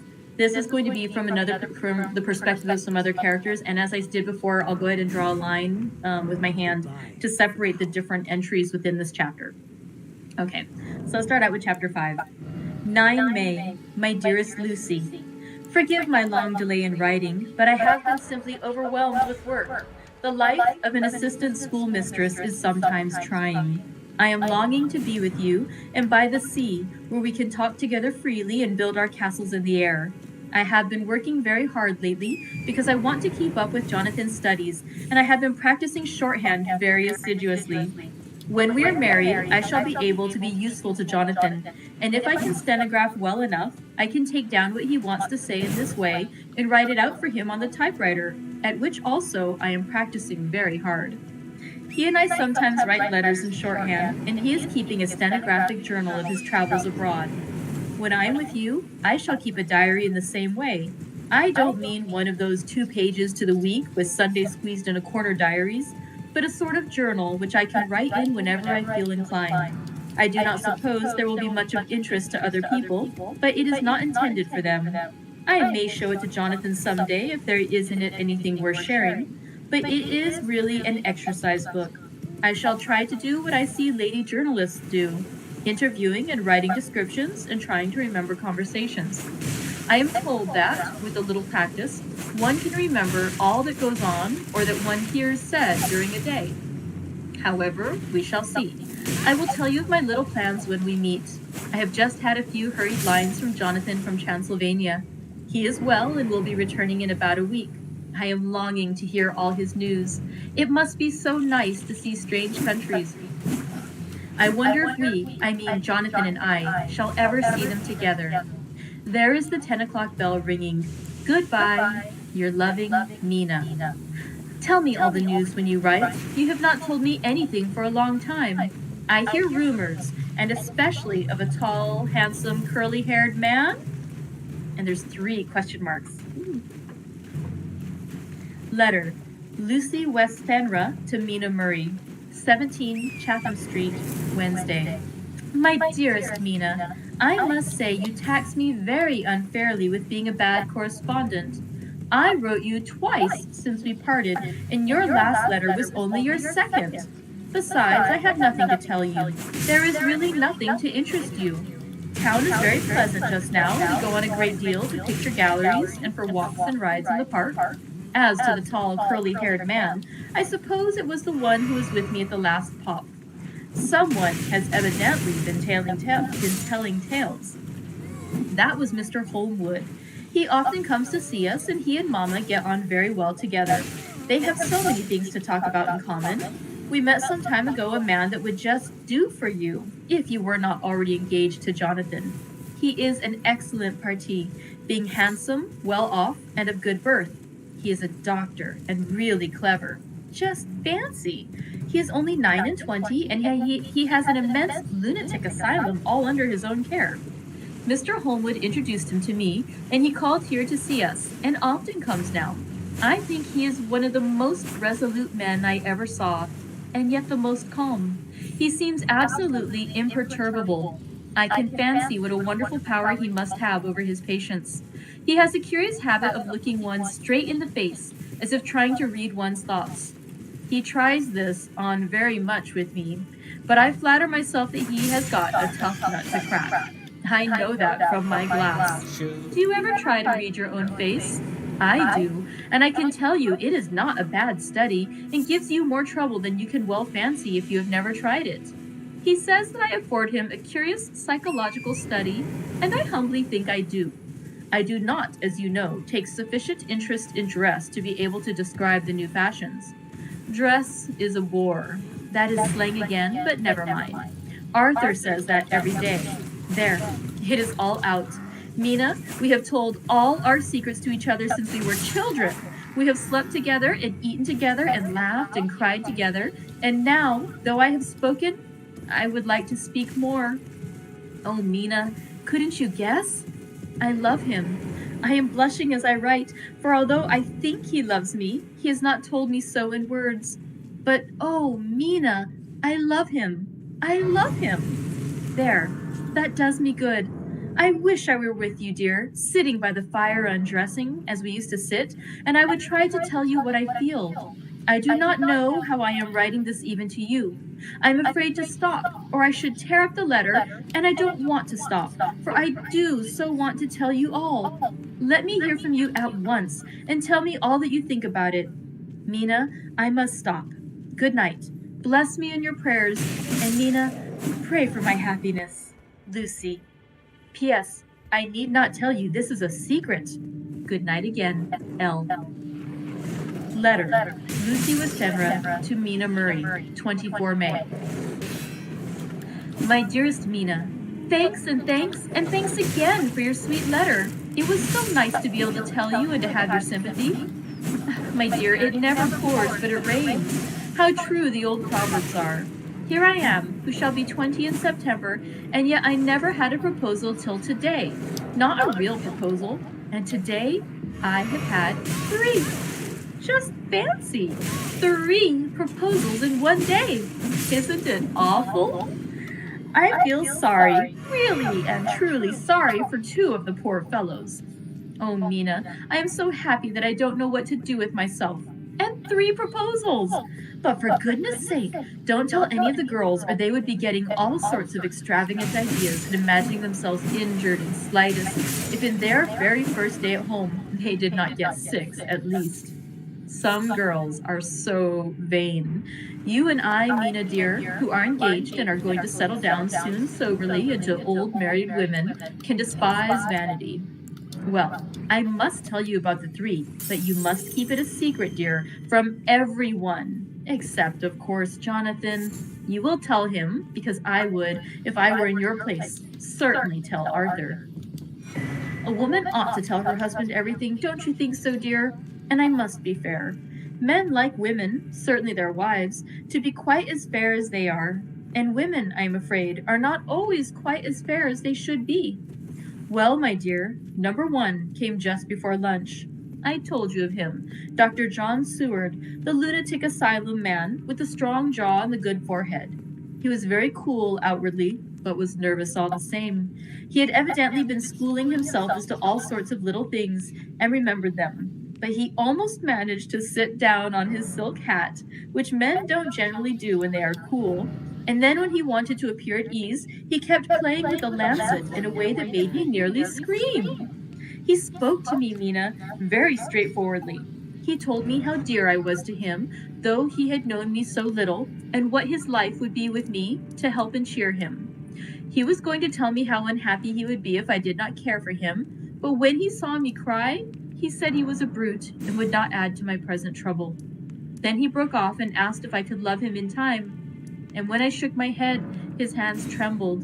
And then with some hesitation, he asked me if I cared already for anyone else. He put it very nicely, saying that he did not want to wring my confidence from me, but only to know, because if a woman's heart was free, a man might have hope. And then, Mina, I felt a sort of duty to tell him that there was someone. I only told him that much, and then he stood up, and he looked very strong and very grave as he took both my hands in his and said he hoped I would be happy, and that if I ever wanted a friend, I must count him one of my best.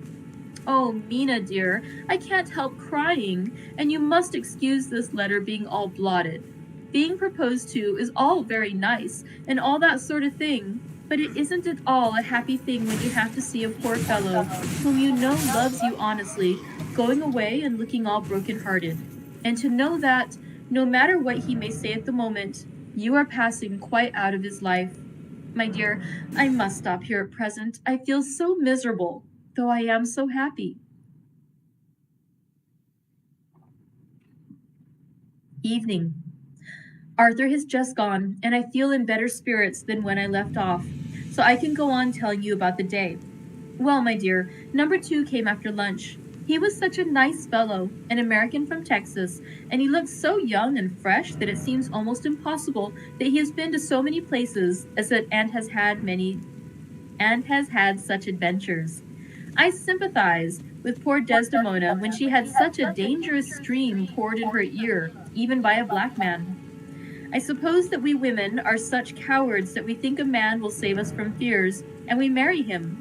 I know now what I would do if I were a man and wanted to make a girl love me. No, I don't, for there was Mr. Morris telling us his stories, and Arthur never told any, and yet, my dear, I am somewhat previous. Mr. Quincy P. Morris found me alone. It seems that a man always does find a girl alone. No, he doesn't, for Arthur tried twice to make a chance, and I helping him all I could. I am not ashamed to say it now. I must tell you beforehand that Mr. Morris doesn't always speak slang. That is to say, he never does so to strangers or before them, for he is really well educated and has exquisite manners. But he found out that it amused me to hear him talk American slang, and whenever I was present and there was no one to be shocked, he said such funny things. I am afraid, my dear, he has to invent it all, for it fits exactly into whatever else he has to say. But this is a way slang has. I do not know myself if I shall ever speak slang. I do not know if Arthur likes it, as I have never heard him use any as yet. Well, Mr. Morris sat down beside me and looked as happy and jolly as he could, but I could see all the same that he was very nervous. He took my hand in his and said ever so sweetly, "Miss Lucy, I know I ain't good enough to regulate the fixins of your little shoes, but I guess if you wait till you find a man that is, you will go join them 7 young women with the lamps when you quit. Won't you just hitch up alongside of me and let us go down the long road together, driving in double harness?" Well, he did look so good-humored and so jolly that it didn't seem half so hard to refuse him as it did poor Dr. Seward. So I said, as lightly as I could, that I did not know anything of hitching, and that I wasn't broken to harness at all yet. Then he said that he had spoken in a light manner, and he hoped that if he had made a mistake in doing so on so grave a momentous an occasion for him, I would forgive him. He really did look serious when he was saying it, and I couldn't help feeling a bit serious too. I know, Mina, you will think me a horrid flirt, though I couldn't help feeling a sort of exultation that he was a number 2 in the day. And then, my dear, before I could say a word, he began pouring out a perfect torrent of lovemaking, laying his very heart and soul at my feet. He looked so earnest over it that I shall never again think that a man must be playful always, and never earnest, because he is merry at times. I suppose he saw something in my face which checked him, for he suddenly stopped, and said with a sort of manly fervor that I could have loved him for if I had been free. Lucy, you are an honest-hearted girl, I know. I should not be here speaking to you as I am now if I did not believe you clean grit, right through to the very depths of your soul. Tell me, like one good fellow to another, is there anyone else that you care for? And if there is, I'll never trouble you a hair's breadth again, but will be, if you will let me, a very faithful friend. My dear Mina, why are men so noble when we women are so little worthy of them? Here was I almost making fun of this great-hearted, true gentleman. I burst into tears. I am afraid, my dear, you will think this a very sloppy letter in more ways than one, and I really felt very badly. Why can't they let a girl marry 3 men, or as many as want her, and save all this trouble? But this is heresy, and I must not say it. I am glad to say that, though I was crying, I was able to look into Mr. Morris's brave eyes, and I told him out straight. Yes, there is someone I love, though he has not told me yet that he loves me. I was right to speak to him so frankly, for quite a light came into his face, and he put out both his hands and took mine. I think I put them into his, and said in a hearty way, "That's my brave girl. It's better worth being late for a chance of winning you than being in time for any other girl in the world. Don't cry, my dear. If it's for me, I'm a hard nut to crack, and I take it standing up. If that other fellow doesn't know his happiness, well, he better look for it soon or he'll have to deal with me. Little girl, your honesty and pluck have made me a friend, and that's rarer than a lover. It's more unselfish anyhow. My dear, I'm going to have a pretty lonely walk between this and Kingdom Come. Won't you give me one kiss? It'll be something to keep off the darkness now and then. You can, you know, if you like. For that other good fellow, he must be a good fellow, my dear, and a fine fellow or you could not love him. He hasn't spoken yet." That quite won me, Mina, for it was brave and sweet of him, and noble too, to a rival, wasn't it? And he so sad. So I leant over and kissed him. He stood up with my 2 hands in his, and as he looked down into my face, I'm afraid I was blushing very much. He said, "Little girl, I hold your hand, and you kissed me. And if these things don't make us friends, nothing ever will. Thank you for your sweet honesty to me, and goodbye." He wrung my hand, and taking up his hat, went straight out of the room without looking back, without a tear or a quiver or a pause. And I, crying like a baby. Oh, why must a man like that be made unhappy when there are lots of girls about who would worship the very ground he trod on? I know I would if I were free, only I don't want to be free. My dear, this quite upset me, and I feel I cannot write of happiness just at once after telling you of it, and I don't wish to tell you of the number 3 until it can be all happy. Ever your loving, Lucy. P.S. Oh, about number 3? I needn't tell you of number 3, need I? Besides, it was all so confused. It seemed only a moment from his coming into the room till both his arms were round me and he was kissing me. I am very, very happy, and I don't know what I have done to deserve it. I must only try in the future to show that I am not ungrateful to God for all his goodness to me in sending to me such a lover, such a husband, and such a friend. Goodbye. Dr. Seward's Diary, kept in phonograph. 25 May. Ebb tide in appetite today. Cannot eat, cannot rest, so diary instead. Since my rebuff of yesterday, I have a sort of empty feeling. Nothing in the world seems of sufficient importance to be worth the doing. As I knew that the only cure for this sort of thing was work, I went amongst the patients. I picked out one who's afforded me a study of much interest.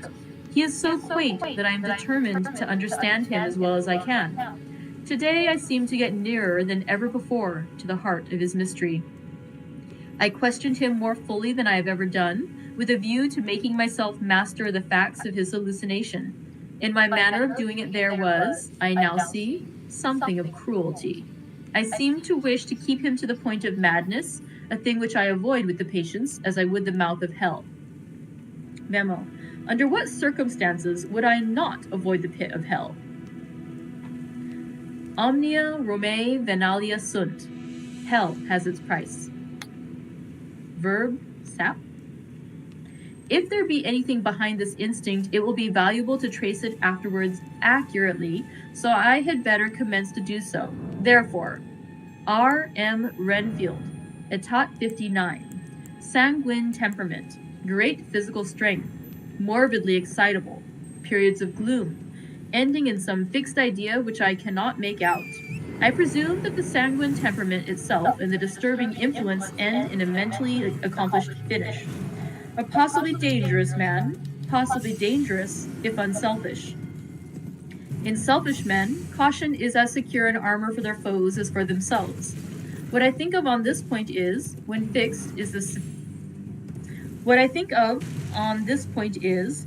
self is the fixed point, the centripetal force is balanced with the centrifugal.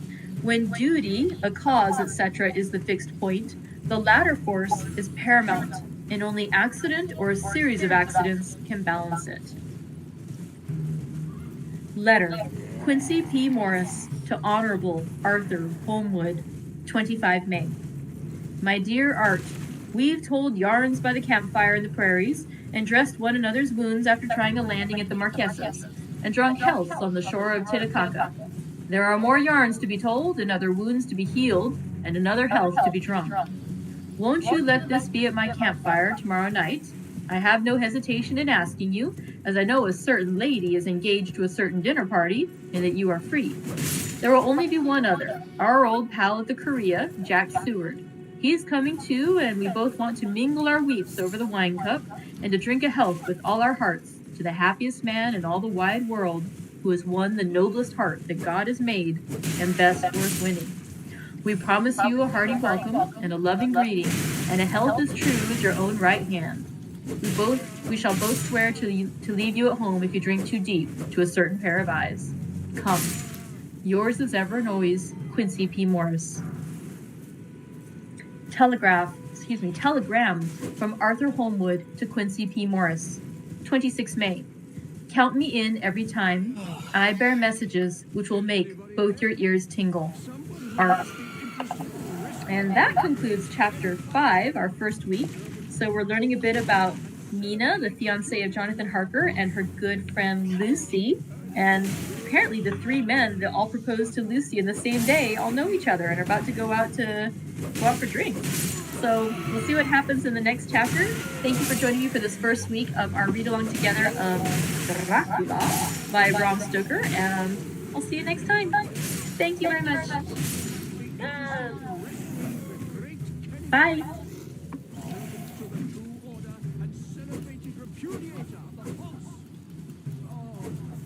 Hi everyone, welcome back. I'm Christina, the manager of the Pacific Beach Library. Thank you for joining me for week 2 and day 6 of our read-along together of Dracula by Bram Stoker. Let's see. I thought we would celebrate not only that we are enjoying our new book together, but also I have a personal milestone. I am celebrating today 21 years of happy employment with the city of San Diego as a librarian. And so, because if 21 years of employment was like 21 years of life, which it is, right? It means that I should legally be able to drink on the job. Drink tea on the job. So I celebrated by buying myself a brand new teapot. Isn't that crazy? I got it for anyone who is local and is interested in teapots. I got it at the Marukai Market. They had a lovely assortment. And today's tea is a fresh chamomile, or by fresh I mean dried chamomile blossoms. I made some chamomile ice cream this weekend. It came out okay. I think I can do better by changing the recipe. Thank you for the congratulations. I appreciate it. And so I bought the dried chamomile at the market so I could use it for the ice cream. And then I was like, well, I'm going to have it in my tea also. So it's just a lovely little celebratory tea.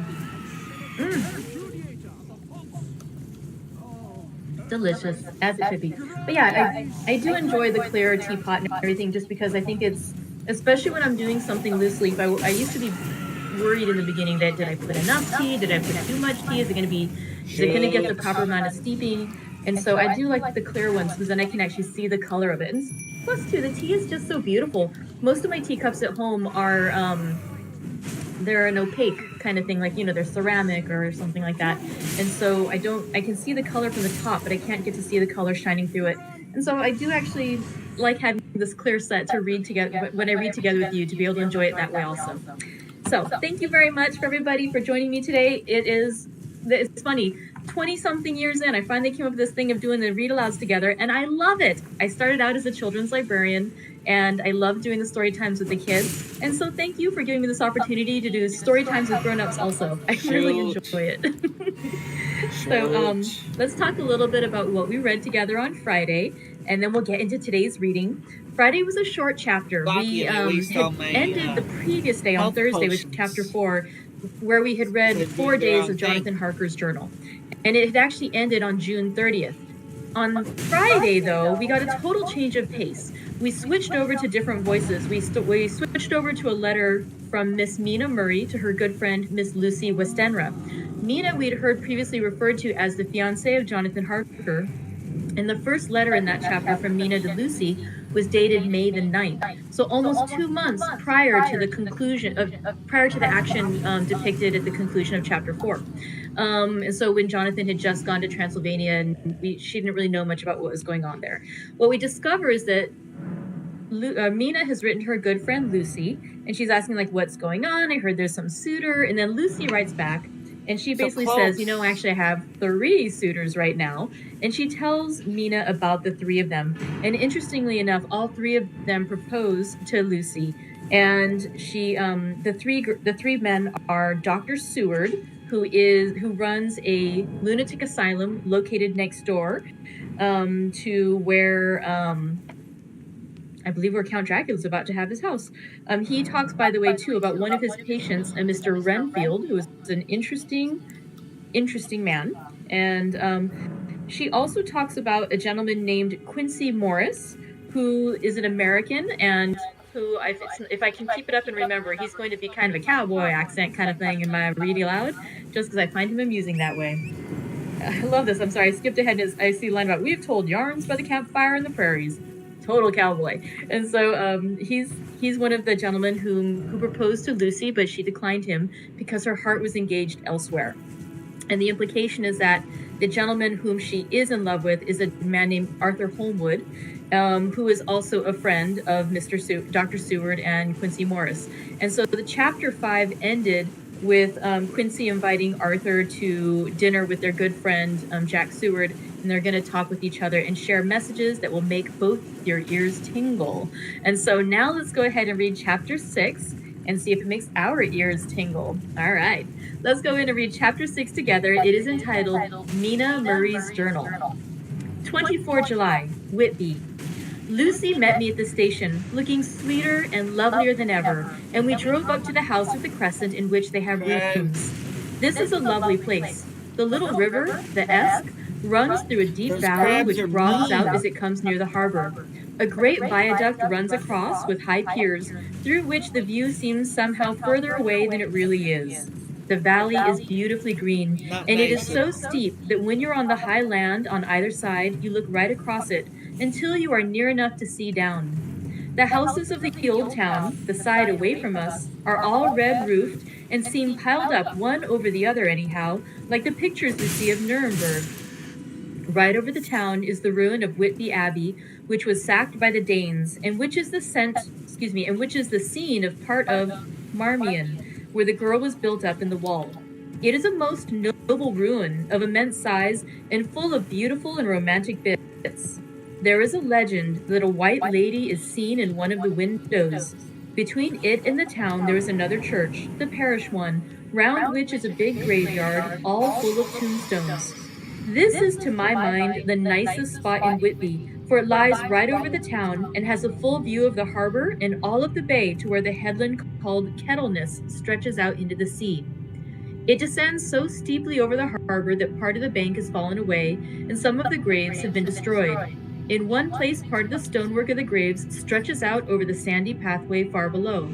There are walks, with seats beside them, through the churchyard, and people go and sit there all day long, looking at the beautiful view and enjoying the breeze.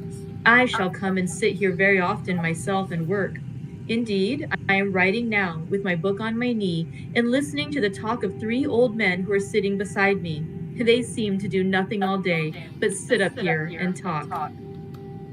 The harbor lies below me, with, on the far side, one long granite wall stretching out into the sea, with a curve outwards at the end of it, in the middle of which is a lighthouse.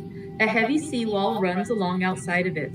On the near side, the seawall makes an elbow crooked inversely, and its end too has a lighthouse. Between the 2 piers, there is a narrow opening into the harbor, which then suddenly widens. It is nice at high water, but when the tide is out, it shoals away to nothing, and there is merely the stream of the Esk running between banks of sand, with rocks here and there. Outside the harbor on this side, there rises for about half a mile a great reef, the sharp edge of which runs straight out from behind the south lighthouse. At the end of it is a buoy with a bell, which swings in bad weather and sends in a mournful sound on the wind. They have a legend here that when a ship is lost, bells are heard out at sea. I must ask the old man about this. He is coming this way. He is a funny old man. He must be awfully old, for his face is all gnarled and twisted like the bark of a tree. He tells me that he is nearly 100, and that he was a sailor in the Greenland fishing fleet when Waterloo was fought. He is, I am afraid, a very skeptical person, for when I asked him about the bells at sea and the White Lady at the Abbey, he said very brusquely, "I won't fash mysel about them, miss. Them things be all worn out. Mind, I don't say that they never was, but I do say that they wasn't in my time. They be all very well for cummers and trippers and the like, but not for a nice young lady like you. Them feet folks from York and Leeds that be always eating cured herrings and drinking tea and looking out to buy cheap jet would creed aught. I wonder mysel who'd be bothering telling lies to them, even the newspapers, which is full of fool talk." I thought he would be a good person to learn interesting things from, so I asked him if he would mind telling me something about the whale fishing in the old days. He was just settling himself to begin when the clock struck 6, whereupon he labored to get up and said, "I must gang againwards home now, miss. My granddaughter won't like to be kept waiting when the tea is ready, for it takes me time to crammel about the grease, for there be a many of 'em. And miss, I lack belly timber, sarely by the clock." He hobbled away, and I could see him hurrying, as well as he could, down the steps. The steps are a great feature on the place. They lead from the town to the church. There are hundreds of them, I do not know how many, and they wind up in a delicate curve. The slope is so gentle that a horse could easily walk up and down them. I think they must originally have had something to do with the Abbey. I shall go home too. Lucy went out, visiting with her mother, and as they were only duty calls, I did not go. They will be home by this. 1st August. I came up here an hour ago with Lucy, and we had a most interesting talk with my old friend and the 2 others who always come and join him. He is evidently the Sir Oracle of them, and I should think must have been in his time a most dictatorial person. He will not admit anything, and down faces everybody. If he can't out-argue them, he bullies them, and then takes their silence for agreement with his views. Lucy was looking sweetly pretty in her white lawn frock. She has got a beautiful color since she has been here. I noticed that the old men did not lose any time in coming up and sitting near her when we sat down. She is so sweet with old people. I think they all fell in love with her on the spot. Even my old man succumbed and did not contradict her, but gave me double share instead.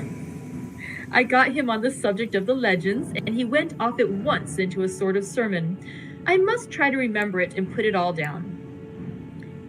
It be all fool talk, lock, stock, and barrel. That's what it be, and nowt else.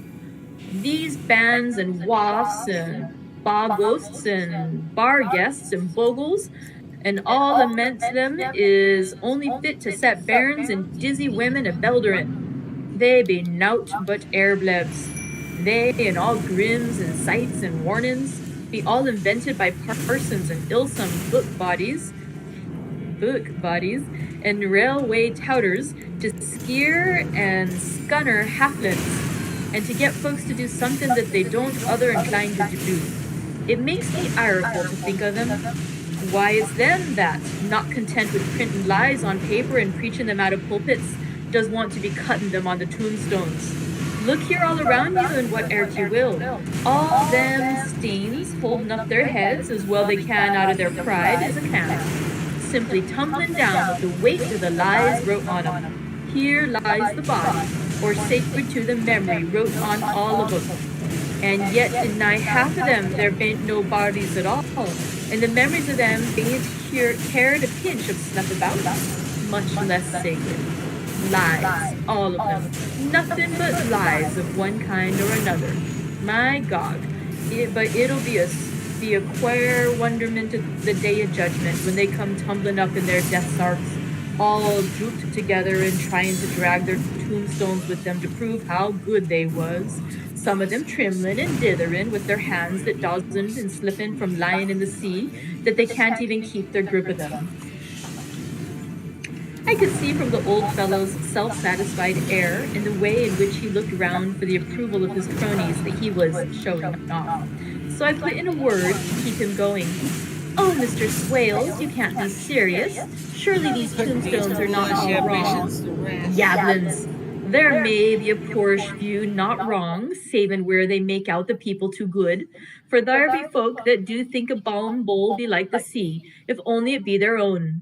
The whole thing be only lies. Now look ye here. You come here a stranger, and you see this Kirkgarth." I nodded, for I thought it better to assent, though I did not quite understand his dialect. I knew it had something to do with the church. He went on, "And you consate that all these stains be aboon folk that be happened here, snod and snog?"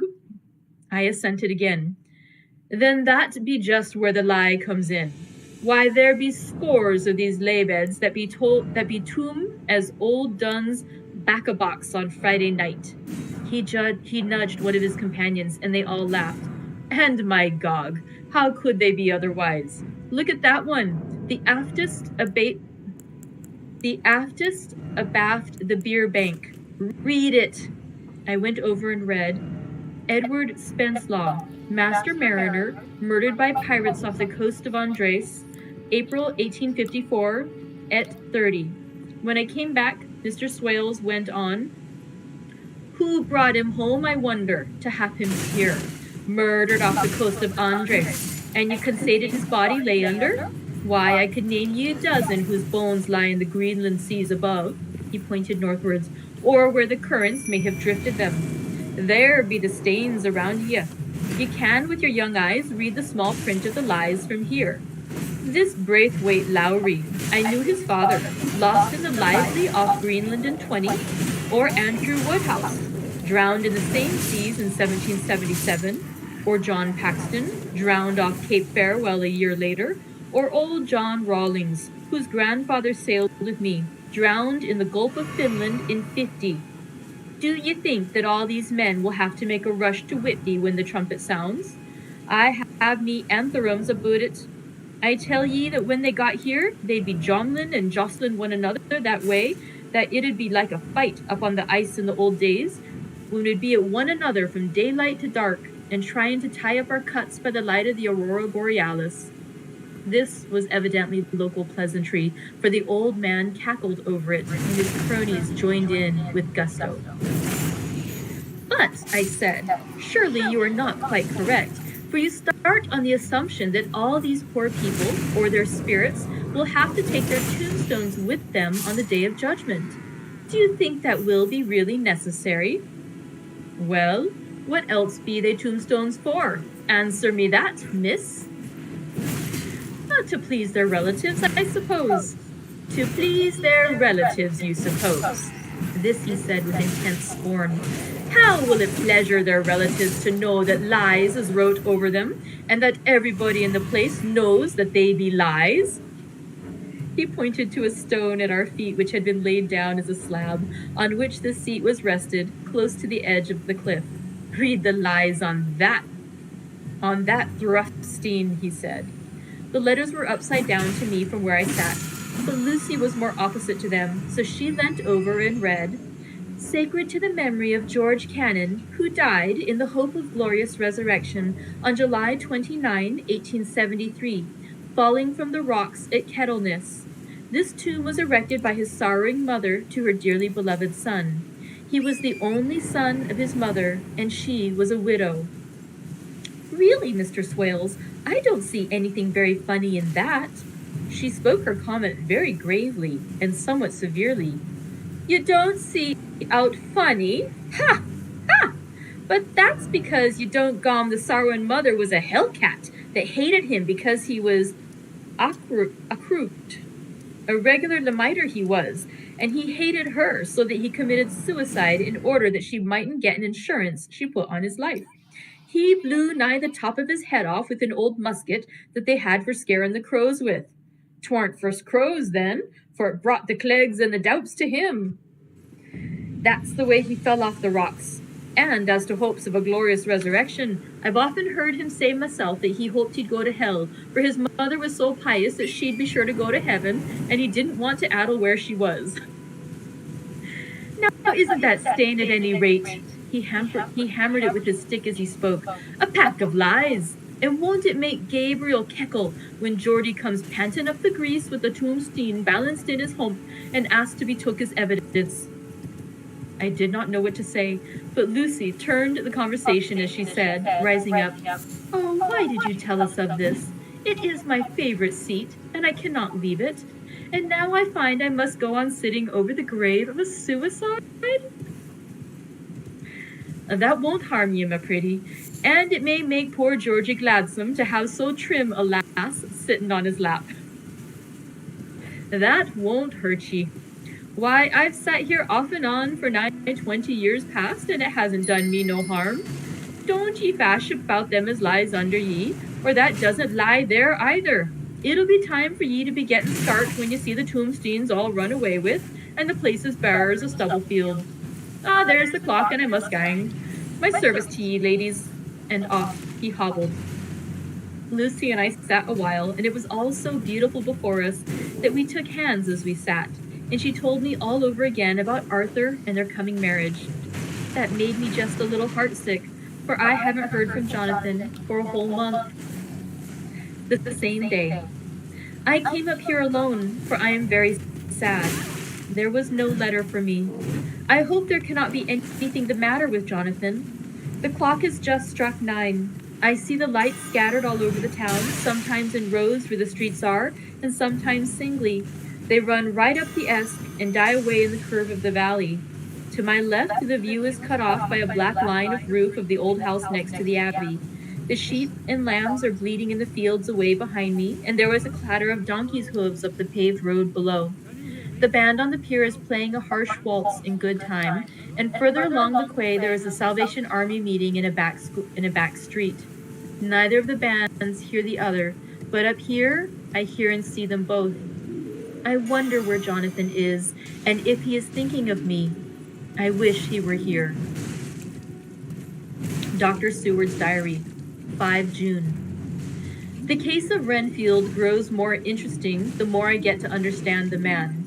He has certain qualities very largely developed: selfishness, secrecy, and purpose. I wish I could get at what is the object of the latter. He seems to have some settled scheme of his own, but what it is I do not know. His redeeming quality is a love of animals, though indeed he has such curious turns in it that I sometimes imagine he is only abnormally cruel. His pets are of odd sorts. Just now, his hobby is catching flies. He has at present such a quantity that I have had myself to expostulate. To my astonishment, he did not break out into a fury, as I expected, but took the matter in simple seriousness. He thought for a moment and then said, "May I have 3 days? I shall clear them away." Of course, I said that would do. I must watch him. 18 June. He has turned his mind now to spiders and has got several very big fellows in a box.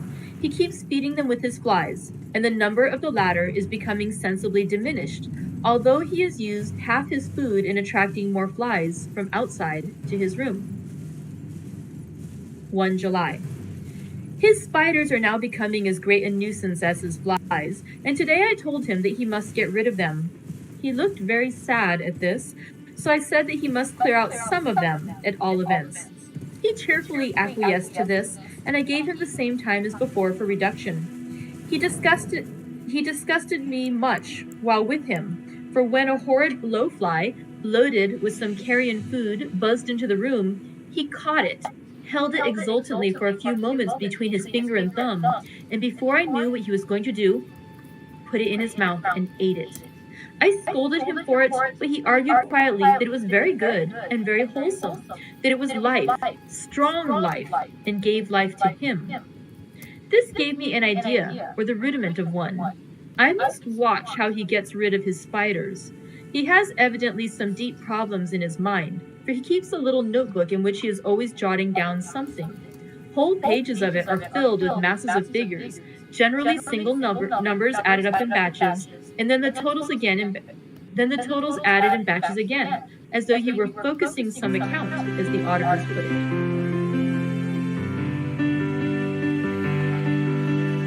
8 July. There is a method in his madness, and the rudimentary idea in my mind is growing. It will be a whole idea soon, and then, oh, unconscious celebration. You will have to give the wall to your conscious brother. I kept away from my friend for a few days so that I might notice if there were any change. Things remain as they were, except that he has parted with some of his pets and got a new one. He has managed to get a sparrow and has already partially tamed it. His means of taming is simple, for already the spiders have diminished. Those that do remain, however, are well fed, for he still brings in the flies by tempting them with his food. 19 July. We are progressing. My friends are almost obliterated. When I came in, he ran to me and said he wanted to ask me a great favor, a very, very great favor. And as he spoke, I asked him what he said, a kitten, a nice little sleek, playful kitten that I can play with and teach and feed and feed and feed. Thanks so much for swinging by. That was a fun one. As always, you can call me your host, your obedient servant, Sebastian Smalls, your killin Smalls, Vincent twice, Vincent twice, and always going bennet. Randomly speaking, we get this one. Moonlit Dance.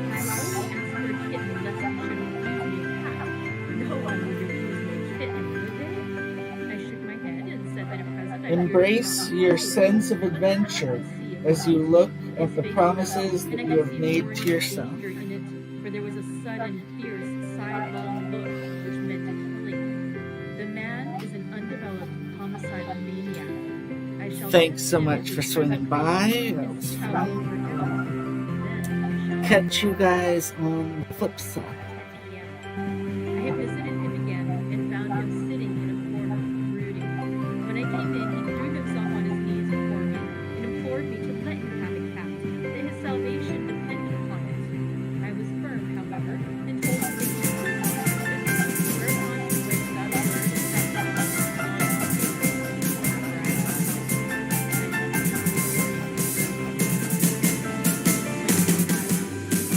visited Brentfield very early, before the attendants went the rounds, found him up and humming a tune.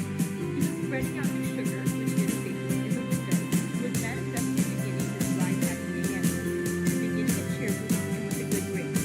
I looked around for his birds and had not seen them, and asked him where they were. He replied, without turning around, that they had all flown away.